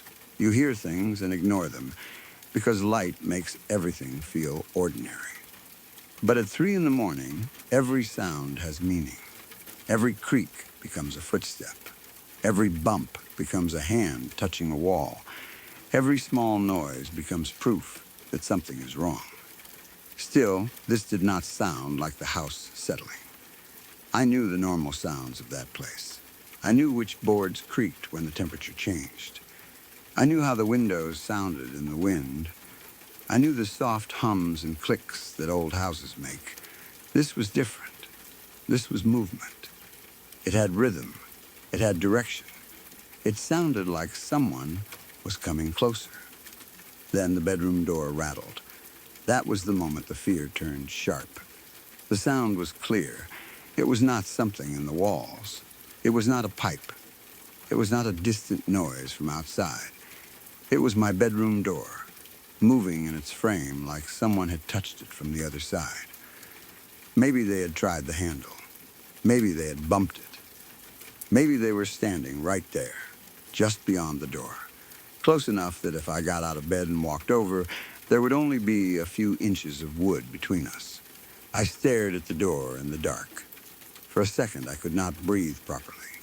My mind ran through every terrible possibility at once.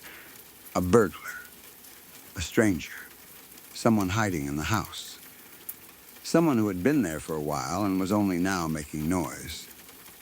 I thought about reaching for my phone. I thought about calling the police.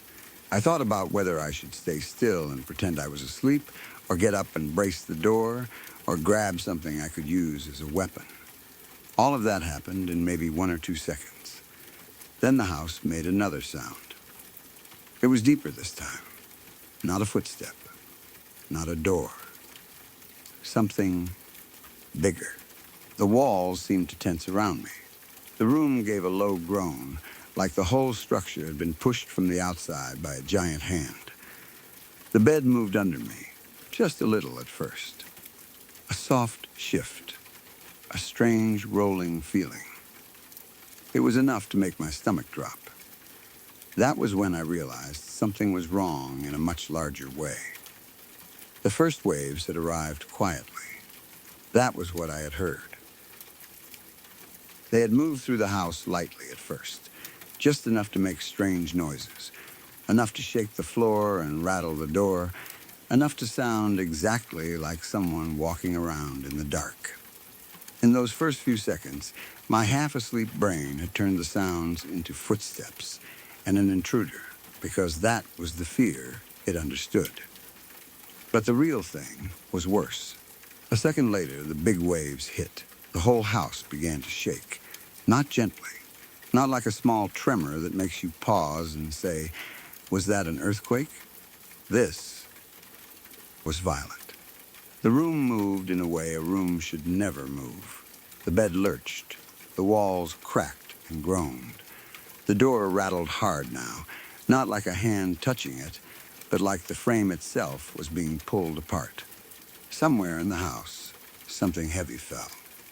Then something else. Glass broke.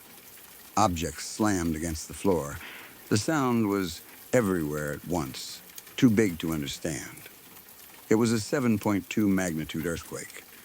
Of course, I did not know the exact number in that moment. All I knew was that the world had stopped being solid. The floor was moving under me. The walls were making terrible sounds. The ceiling seemed to shift above my head. Everything that had felt safe and familiar only seconds earlier was suddenly unstable.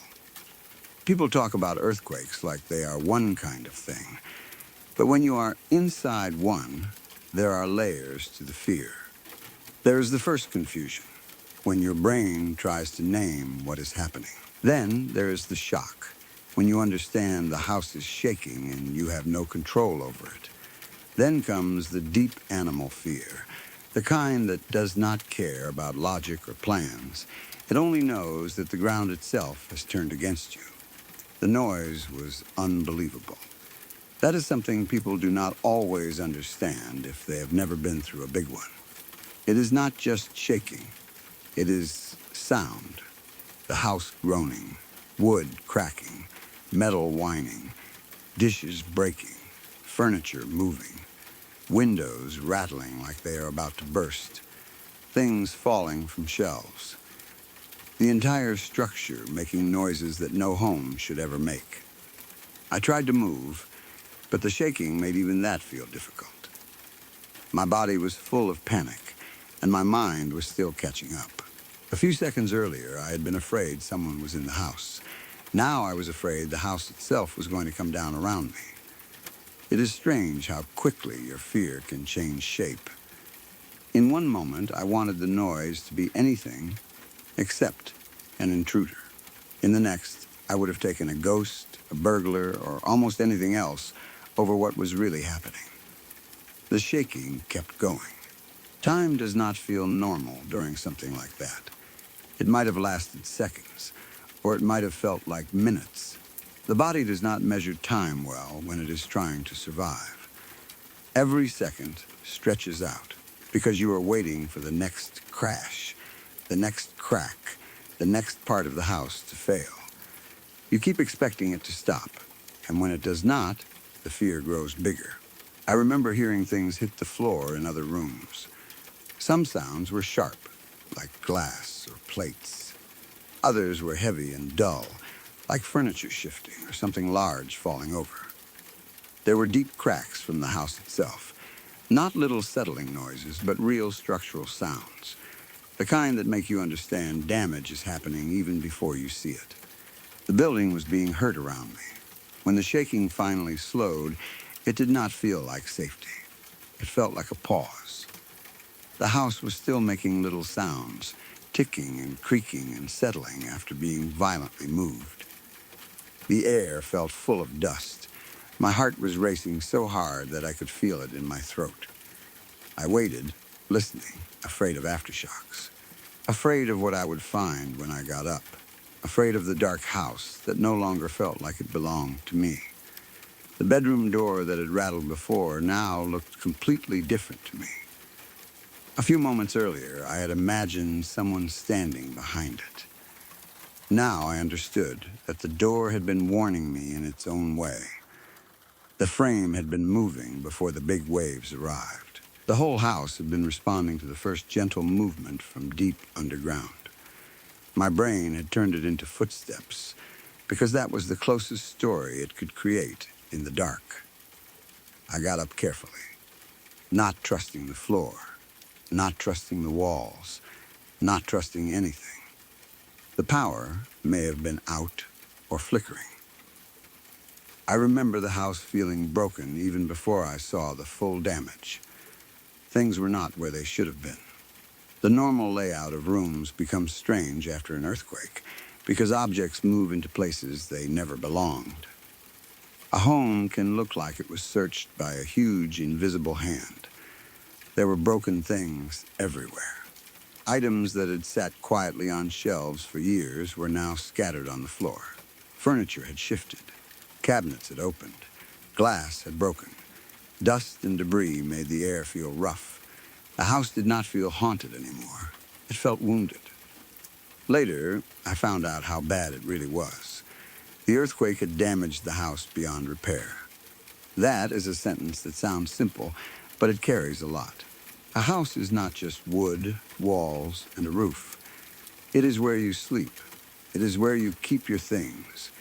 It is where you feel safe enough to close your eyes at night. When something damages it beyond repair, it does more than break a building. It breaks the sense that the ground under your life is reliable. Afterward, people talked about the quake in the usual ways. Magnitude, fault lines, structural damage, insurance, safety checks. Reports, numbers, those things matter, of course, but they do not really capture what it felt like to wake up in the dark, convinced someone was walking around your house. Only to learn that the thing moving through the rooms was not a person at all. It was the earth itself. That is the part I still think about. The first sounds were so light and strange that they fooled me. They sounded exactly like someone was inside. Footsteps, the bedroom door rattling, movement where there should not have been movement. It was such a human kind of fear at first. Someone is in the house. Someone is coming toward my room. Someone is touching the door. Then the real fear arrived, and it was much bigger than a person. A ghost would have been easier in some ways. I know that sounds ridiculous, but it is true. A ghost is frightening because it feels impossible. But an earthquake is frightening because it is very real. And there's nothing you can say to it. Nothing you can scare away.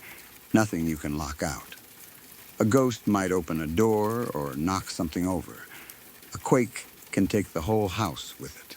That night taught me that not every scary sound in the dark belongs to something supernatural. Sometimes the explanation is normal, but normal does not mean harmless. Sometimes the real answer is worse than the ghost story your mind invents to protect you. I woke up thinking someone was in the house. I heard footsteps. I heard the bedroom door rattle. For a few seconds, I lay there afraid of an intruder, afraid of someone standing just outside my room in the dark. Then the big waves hit, and I learned what had really come for us. It was not a person. It was not a ghost. It was a 7.2 magnitude earthquake, and by the time it was over, the house was damaged beyond repair. Honestly, I would have preferred the ghost.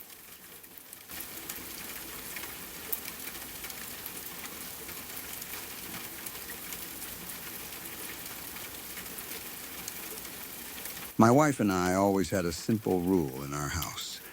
If one of us was sick, that person would sleep in the spare bedroom.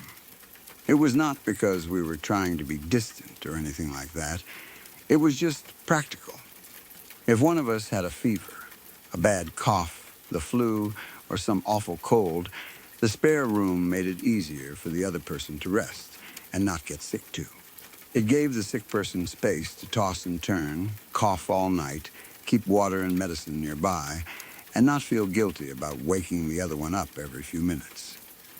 It was just one of those ordinary married life arrangements that made sense. The spare bedroom itself was nothing special. It was not creepy in the obvious way. It did not have old wallpaper peeling off the walls or strange stains on the ceiling. It was not filled with antique furniture or anything that looked like it belonged in a horror movie. It was just a normal spare room with a bed, a small table, and the usual extra things people put in a room they do not use every day. Some extra blankets, a few things stored in the closet, maybe a box or two that we had never gotten around to sorting. It was the kind of room you do not think much about until you need it. I never felt scared of that room before this happened. I did not avoid it. I did not get a bad feeling when I walked past the door. It was just the spare room. If anything, it felt a little plain and unused, like most spare bedrooms do. The air sometimes felt still in there because the door was closed more often than not, but that was easy to explain. Nothing about it made me think there was something wrong. Then one night, I got sick. I do not remember exactly what I had. It was probably some kind of cold or flu, the kind that makes your whole body ache and your head feel heavy. I remember feeling miserable enough that sleeping in our regular bedroom did not seem fair to my wife. I knew I was going to be up and down, coughing, sweating, maybe getting chills, maybe needing medicine in the middle of the night. So I took myself to the spare room and tried to settle in there. At first, it was like any other sick night. I had water beside the bed. I had medicine nearby. I probably had tissues somewhere within reach. I remember feeling worn out in that deep way you only feel when your body is fighting something. My skin felt too hot and too cold at the same time. My thoughts were slow. I just wanted to sleep long enough to wake up, feeling a little better. Eventually, I did fall asleep. And then I had the dream. In the dream, I was in the bed in the spare room. That already made it feel different from a normal dream because I was not in some strange place. I was not walking through a city or back in school or inside some random dream setting that made no sense. I was exactly where I had fallen asleep. I was lying in that spare bed, in that same room, in the dark. But there was something on top of me. At first, in the dream, I could not move. I had that heavy, trapped feeling, like my body was pinned down by something much stronger than me. I knew I was lying on my back, and I knew there was weight pressing down on my chest and stomach. It was not like a person gently leaning on me. It felt dead, heavy, and wrong. My body wanted to push it away, but I could not get my arms to move. Then I realized what it was. A skeleton was lying on top of me. It was stretched out over me like a body in the bed, pressed against me from chest to legs. I could feel the awful shape of it, even more than I could see it. Hard bones, empty weight. The idea of ribs against my chest and a skull near my face. It was one of those dreams where not every detail is bright and clear, but the meaning is perfectly clear. I knew it was a skeleton. I knew it was dead. And I knew it was not supposed to be there. The fear in the dream was not loud at first. It was not like being chased or attacked. It was worse in a quieter way. There was no struggle from the skeleton. It was not moving around or trying to bite me. It was simply lying there on top of me, as if it belonged there, as if it had been placed there, as if I had climbed into a bed that was already occupied by something that should have been buried a long time ago. I wanted to scream, but I do not remember making any sound. I wanted to wake up, but I could not. The room felt dark and heavy. The air felt thick. The weight on me felt real enough that my chest tightened. I remember the feeling of panic growing in me, the deep animal fear that comes when you cannot move and something is too close to your face. Then, suddenly, I woke up. I was alone in the spare bedroom. At least I looked alone. The room was quiet. There was no skeleton on top of me. There was no body in the bed. No bones. No shape in the dark. Just the spare room, the blankets, the faint sick taste in my mouth, and my heart beating too fast. For a while, I lay there trying to calm myself down. I told myself it was just a nightmare. I was sick, and sick dreams can be strange. Fevers and medicine and bad sleep can make the mind do ugly things. I had probably been half awake, uncomfortable, too hot under the blanket, and my brain turned that pressure into the image of a skeleton lying on me. It was unsettling, but it was explainable. That was what I decided. I never told anyone about it. I did not tell my wife the next morning. I did not mention it over breakfast. I did not say anything like, "That spare room is creepy," or, "I had a weird dream last night." It felt too easy to dismiss, and honestly, I did not want to make a big deal out of it. I had been sick. People have weird dreams when they are sick. That was all. So I let it go, or at least I thought I did. Months passed. Life went back to normal. The spare bedroom became just the spare bedroom again. We used it for the same things as before. Extra storage. The occasional guest. The place one of us went when we were sick. I did not think about the skeleton dream often. Once in a while, it crossed my mind when I walked past the room, but I pushed it away. There was no reason to turn one bad dream into a story. Then, months later, my wife got sick. Just like I had done, she decided to sleep in the spare bedroom so she would not keep me up all night or get me sick too. It was routine by then. She gathered whatever she needed, maybe water and medicine, maybe an extra blanket, and went into the spare room to sleep. I stayed in our bedroom. Nothing about the night felt unusual. It was just another sick night in a house where we had a practical spare room for that exact reason. The next morning, she came out looking tired and unsettled. At first, I assumed she had just slept badly because she was sick. That would have made sense. Nobody sleeps well when they are congested or feverish. But then she told me she had been having nightmares all night. I asked, what kind of nightmares? She said she kept dreaming about a dead body in the bed with her. I do not know if I reacted right away, but inside, I went completely cold. A dead body in the bed with her. She did not say skeleton exactly. She did not describe the same image word for word, but it was close enough that my mind immediately went back to that night, months earlier, when I had dreamed of a skeleton lying on top of me in that same bed. I had never told her. I had never told anyone. There was no way she could have picked it up from something I said. She did not know about my dream at all. And yet she had slept in the same room, in the same bed, while sick, and had nightmares about a dead body being there with her. That changed everything for me. One person having a strange dream is easy to explain.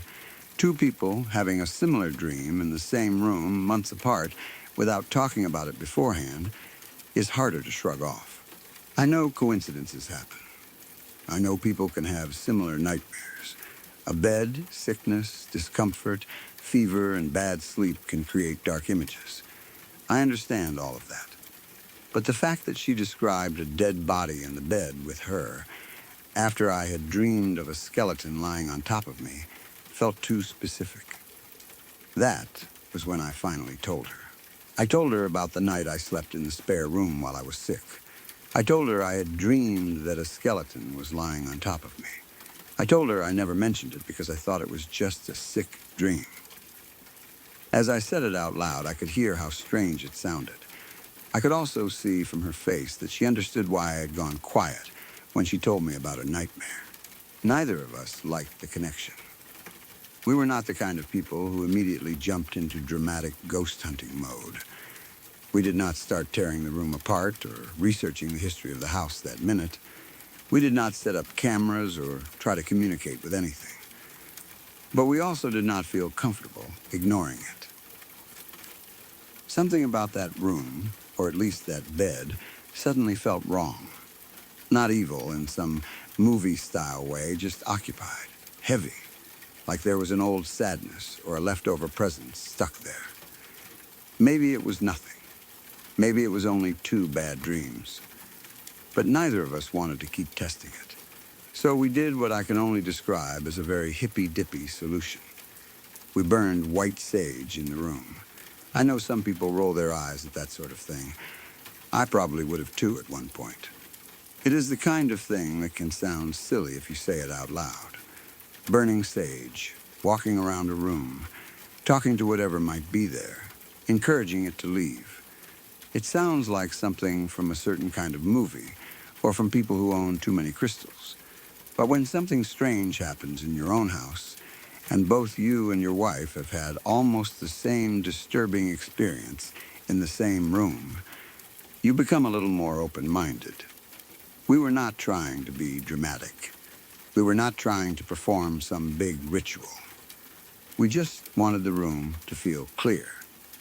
We wanted whatever was there, if anything was there, to move on. So we lit the sage and let the smoke drift through the spare bedroom. We moved slowly and carefully, not with anger, not with fear, but with a strange kind of respect. We gently encouraged whatever might be there to go to the light. That is really what we did. We did not yell at it.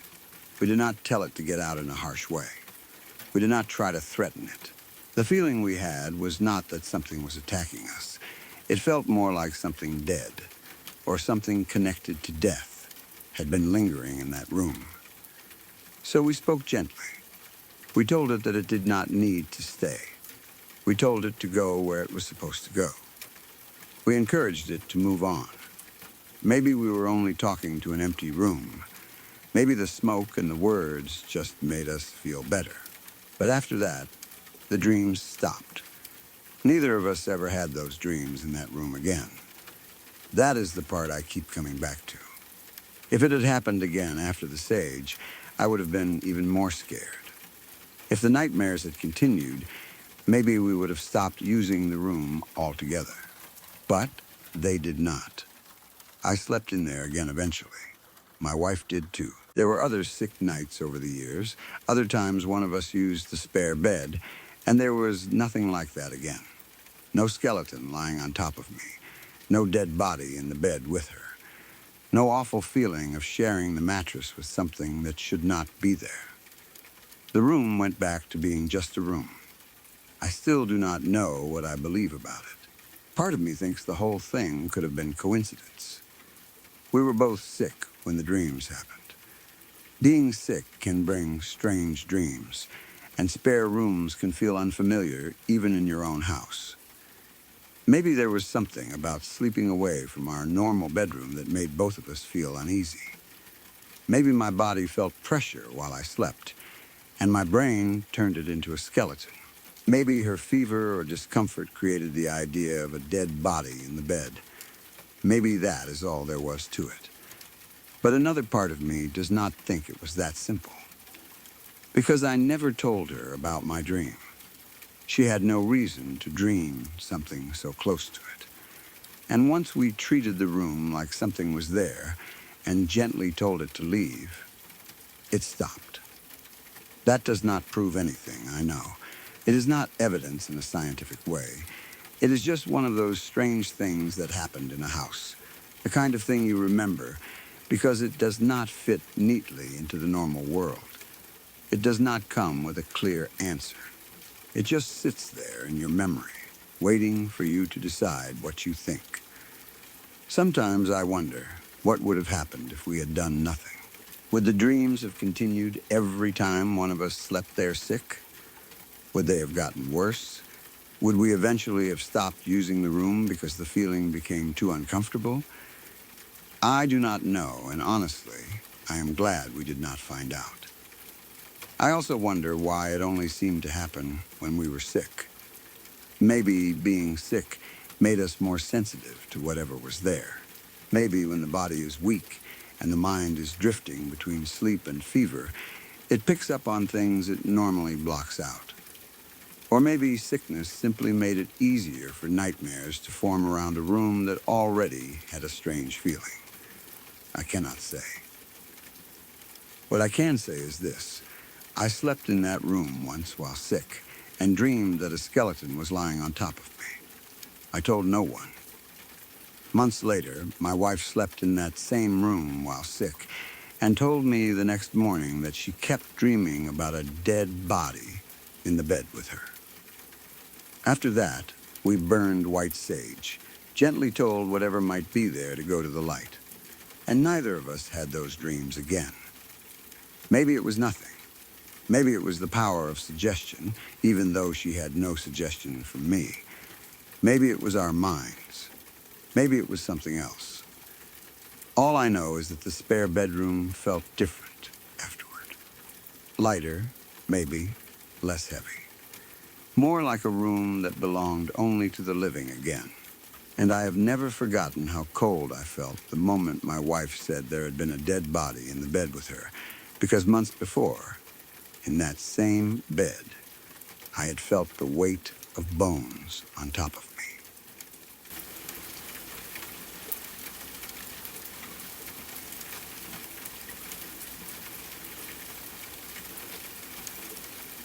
I did not believe in ghosts before this happened. I was never the kind of person who jumped to supernatural explanations.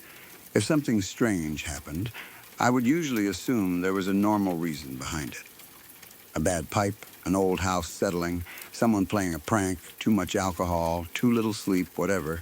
I always believed people scared themselves more than anything else. But after this night, I could never fully say I did not believe anymore. And I know this is going to sound ridiculous. It honestly sounds like a badly written horror movie when I tell it. A group of friends rent a creepy old house, decide to watch a horror movie, then things start happening in the night. I know exactly how it sounds. If someone told me this story before it happened to me, I probably would have laughed too. I would have said they were drunk, paranoid, or making it more dramatic than it really was. But this is exactly what happened. At the time, me and my friends had this habit of renting different apartments for one night a week. It was never anything fancy or serious. We were young, stupid, and mostly just wanted a place where we could drink, listen to music, hang out, and party without worrying too much about bothering anyone. We did not usually stay in the same place twice. It was always a different property in a different area, booked through some website whenever we found a decent price. Most of the places were modern apartments. They were usually simple, clean, single-floor places with plain furniture, white walls, cheap art, and nothing memorable about them. You could walk in, drop your bags, open the drinks, and forget where you were within 10 minutes. That was the whole point. None of us cared about the character of the place. We just needed somewhere to hang out. Then one week, we found a really good deal. The pictures online looked fine. Maybe a little older than usual, but nothing too strange. The price was good enough that we did not overthink it. We booked it, agreed on a time, and all met up at the train station near the property. From there, we followed Google Maps. At first, everything seemed normal, but the closer we got, the more I started to wonder if we were going to the right place. The area looked different from what I expected. Then we turned onto the street and saw the house. It was not the modern apartment we thought we had booked. It was this weird, old-fashioned Victorian house. The kind of house that looks like it has been standing there for too long. It did not match the pictures properly, or at least not in the way we remembered them. The photos online had made it look cleaner, brighter, more normal. In person, it looked old, really old. The outside had this heavy, dark feeling to it, like the building belonged to another time and had only been pretending to be a rental property online. We joked about it at first because that is what people do when something feels uncomfortable. Someone probably said it looked haunted. Someone else probably laughed. None of us were scared enough to leave. We had paid for the place, we had drinks, and we were already there. So we went inside. The inside did not make it better. It had that old house feeling right away. The air felt different from a normal apartment. A little stale, a little cold, like it had been sitting closed up for too long. The rooms were bigger than I expected, but not in a comfortable way. The floors creaked. The furniture looked old and mismatched. It was the kind of place where every room had at least one object that made you pause and think, why is that here? We did a little tour of the house, mostly laughing and making comments as we went. We picked our bedrooms, looked around the kitchen, checked where the bathrooms were, and tried to get comfortable. But there was one room that immediately gave me a bad feeling. It had a big rocking chair in it. Not a cute little chair. A big, old, creepy rocking chair sitting in the bedroom like it had been waiting for someone. I remember seeing it and thinking it looked creepy as hell. It was exactly the kind of thing you do not want to find in an old house when you are already joking about ghosts. I did not want that bedroom. I think all of us noticed it. But again, we laughed because laughing was easier than admitting the place felt wrong. After we settled in, someone suggested watching a horror movie, because of course they did. We were in this strange old house, drinking, acting brave, and the idea seemed funny at the time. It was the kind of joke that only sounds fun before the night turns bad. Most of the group wanted to do it. I did not end up watching much of it, though. I had drunk too much too fast, and at some point I got sick. I threw up, felt awful, and decided I was done for the night. I went to the bedroom that felt less creepy and passed out. I do not know how long I slept. I do not know what time it was when it happened. All I remember is suddenly being pulled out of sleep by screaming. My friends came running into the room, absolutely terrified. Not laughing, not pretending, not doing that fake screaming people do when they are trying to scare you. They were really screaming, the kind of screaming that cuts through your confusion even when you are drunk and half asleep. I woke up completely disoriented, with my head spinning, my mouth dry, and no idea what was going on. They were all talking over each other, yelling that the house was haunted. At first, I thought it was ridiculous. I remember lying there, still drunk, trying to understand why everyone was acting insane. My first thought was that they had scared themselves because of the horror movie. That made sense. They had been sitting in a creepy old house, watching something scary, drinking, and letting their imaginations run wild. Of course they were freaked out. That was the normal explanation.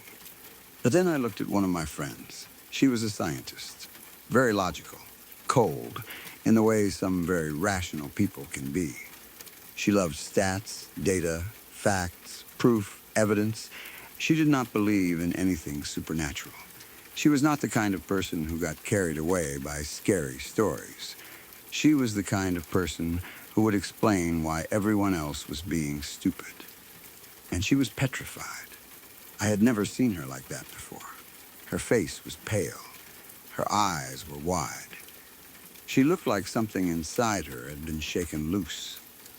That was the first moment I felt something other than annoyance. If she was scared, really scared, then maybe something had happened that they could not easily explain. Still, I did not know what they had seen. They were too panicked to explain properly, and I was too drunk and tired to process it. Somehow, we all ended up in the same room. There were 4 of us squeezed into a double bed, packed together like scared children. It was uncomfortable and stupid, but nobody wanted to be alone. I kept thinking we would laugh about it in the morning. After a while, I got too uncomfortable in the bed. There was no space. Everyone was tense, breathing hard, whispering or sitting in silence. I rolled out and decided I would just sleep on the floor beside the bed. At that point, I was still trying to hold on to the idea that nothing was actually wrong. I was drunk, tired, and annoyed. I just wanted to sleep.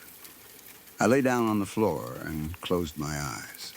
The room was quiet except for my friends breathing on the bed. They were still scared, still too alert, but nobody was screaming anymore. I remember thinking they were being dramatic. I remember thinking the movie had done this to them. I remember thinking that in a few hours daylight would come, and this would all feel stupid.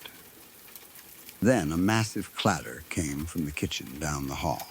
It was loud, not a small sound, not a little creak or a dish shifting slightly. It sounded like something heavy had fallen or been thrown. The noise broke the silence so suddenly that everyone screamed again. My friends lost it. They started yelling and panicking, and for a moment the room became chaos. My logical brain kicked in immediately. I told myself they must have left something balanced badly in the kitchen. Maybe plates had been stacked weirdly. Maybe a pan had slipped. Maybe an empty bottle had rolled off the counter. We had been drinking, after all. It was completely possible someone had left a mess and something finally fell. I tried to stay calm. I told myself it was nothing. I tried to go back to sleep. At that point, I was lying on the floor facing away from the bed. I was turned toward the ensuite shower room, and the bathroom door was slightly open. My eyes were closed. I could feel myself starting to drift again, that heavy, drunk tiredness pulling me down. I wanted to ignore everything. I wanted the night to be over. Then I heard the shower turn on. My eyes opened. The shower was running. I need to be very clear about this. I was drunk, yes, but I was not imagining it. I was not dreaming. I was awake. I could hear the water. I could see enough through the partly open door to understand what was happening. The shower had turned on by itself. For a few seconds, I just stared. My brain could not find a place to put it. Dishes falling in the kitchen? Fine. Old house noises? Fine. Drunk friends panicking after a horror movie? Fine. But the shower turning on by itself right in front of me while all four of us were in the bedroom? That was different. Then it turned off. I froze. Then it turned back on again. Then off. Then on again. It kept doing it. On, off. Each time it happened, my panic got worse. This was not one strange burst of water from bad plumbing. It was not a drip. It was not a pipe knocking. It sounded like the shower was being turned on and off by someone standing inside that bathroom. Except there was nobody in there. Nobody had gone in. The door was ajar. I was facing it. My friends were behind me on the bed. We were all accounted for. Something was making that shower turn on and off. That was the moment I understood why they had come running into the room earlier. Whatever had happened to them before, whatever they had seen or heard while I was passed out, it had not just been paranoia from a movie. Something was wrong in that house. My heart started beating so fast I could feel it through my whole body. I did not want to move. I did not want to look into the bathroom. I did not want to know what would happen if I got up and checked. The fear was too much. It was not like normal fear, not like watching a scary film or hearing a noise outside.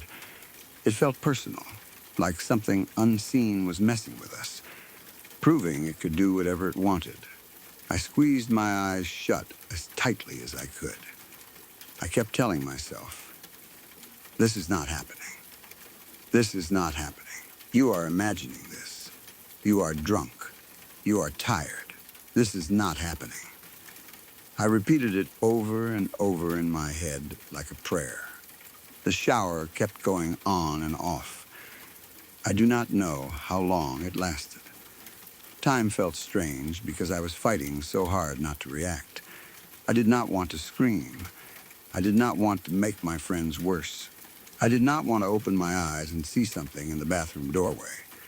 I just lay there on the floor, eyes shut, heart pounding, trying to force myself out of the situation by refusing to accept it. Somehow, I managed to fall asleep again. That sounds insane, but I think I was trying to escape from reality. I was drunk, exhausted, scared, and overwhelmed. My brain just shut down. Part of me was actually glad I was drunk, because if I had been completely sober, I do not think I would have been able to sleep at all. I think I would have stayed awake all night staring at that bathroom door, waiting for whatever was in that house to do something else. When morning came, none of us wanted to be there. There was no slow breakfast, no laughing about the night before, no joking around about how scared everyone had been. We packed as fast as we could. The house looked different in daylight, but not better. Sometimes daylight makes scary places feel normal again. This place still felt wrong. The old rooms, the strange furniture, the creepy rocking chair, the kitchen down the hall. The ensuite, where the shower had turned on and off by itself, all of it felt like something we needed to leave behind immediately. We got out as soon as we could. The strangest part is that none of us really talked about it afterward. I do not know why. Maybe because the whole thing was too nonsensical. Maybe because saying it out loud made us sound stupid. Maybe because none of us wanted to be the first one to admit how scared we had been. Maybe because we all knew there was no clean explanation. And without an explanation, what was there to say? To this day, I still do not know what made my friends come running into the bedroom screaming in the first place. I never got the full story. I do not know what happened while they were watching the horror movie.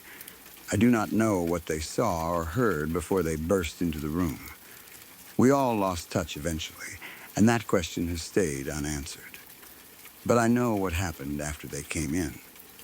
I heard the crash in the kitchen. I heard the shower turn on. I saw that it was on. I heard it turn off. Then on again. Then off again. and nobody was in there. After that night, we never rented apartments like that again. The whole habit just stopped. Nobody made a big announcement about it. Nobody said, we are never doing this again because that house was haunted. But we all knew. Whatever fun we had been getting from those weekly rentals was gone. That house ruined it. When I tell people this story, they usually laugh. I understand why. It sounds silly when you reduce it to the basic facts. A shower turned on. Some dishes fell. People got scared in an old house after watching a horror movie. It sounds like nothing. People say things like, oh no, the shower turned on, like it was some harmless little inconvenience. They do not understand what it felt like. They do not understand being drunk and half asleep on the floor of a strange Victorian house while your friends are lying behind you in terrified silence. They do not understand hearing a huge crash from an empty kitchen. They do not understand facing a dark ensuite bathroom and hearing the shower start running by itself. They do not understand watching something happen that should not be happening and realizing every normal explanation is slipping away. It was terrifying. It felt like someone was playing a practical joke on us, except nobody else was there. That was the worst part. If a person had jumped out and laughed, I would have been furious, but at least the fear would have had a face. At least there would have been an answer. Instead, there was only that house, those noises, and the shower turning on and off like something unseen was standing in the bathroom, enjoying our panic. Sometimes I still wonder if there was a normal explanation. Maybe it was the owner. Maybe he had some strange remote-controlled setup. Maybe the plumbing was broken in some very specific way. Maybe something in the old house caused water pressure to surge and stop. Maybe the kitchen noise really was dishes falling, and the shower really was faulty plumbing, and my friends really had scared themselves because of the movie. Maybe. But I do not fully believe that. Because I was there. I felt the fear in that room. I saw my rational friend look more scared than I had ever seen her. I heard the crash. I heard the shower. I watched it turn on and off when no one was inside. And I remember the feeling that came over me when I finally realized my friends had not been overreacting. Something was wrong in that house. I went into that night not believing in ghosts. I left that house unable to say that anymore.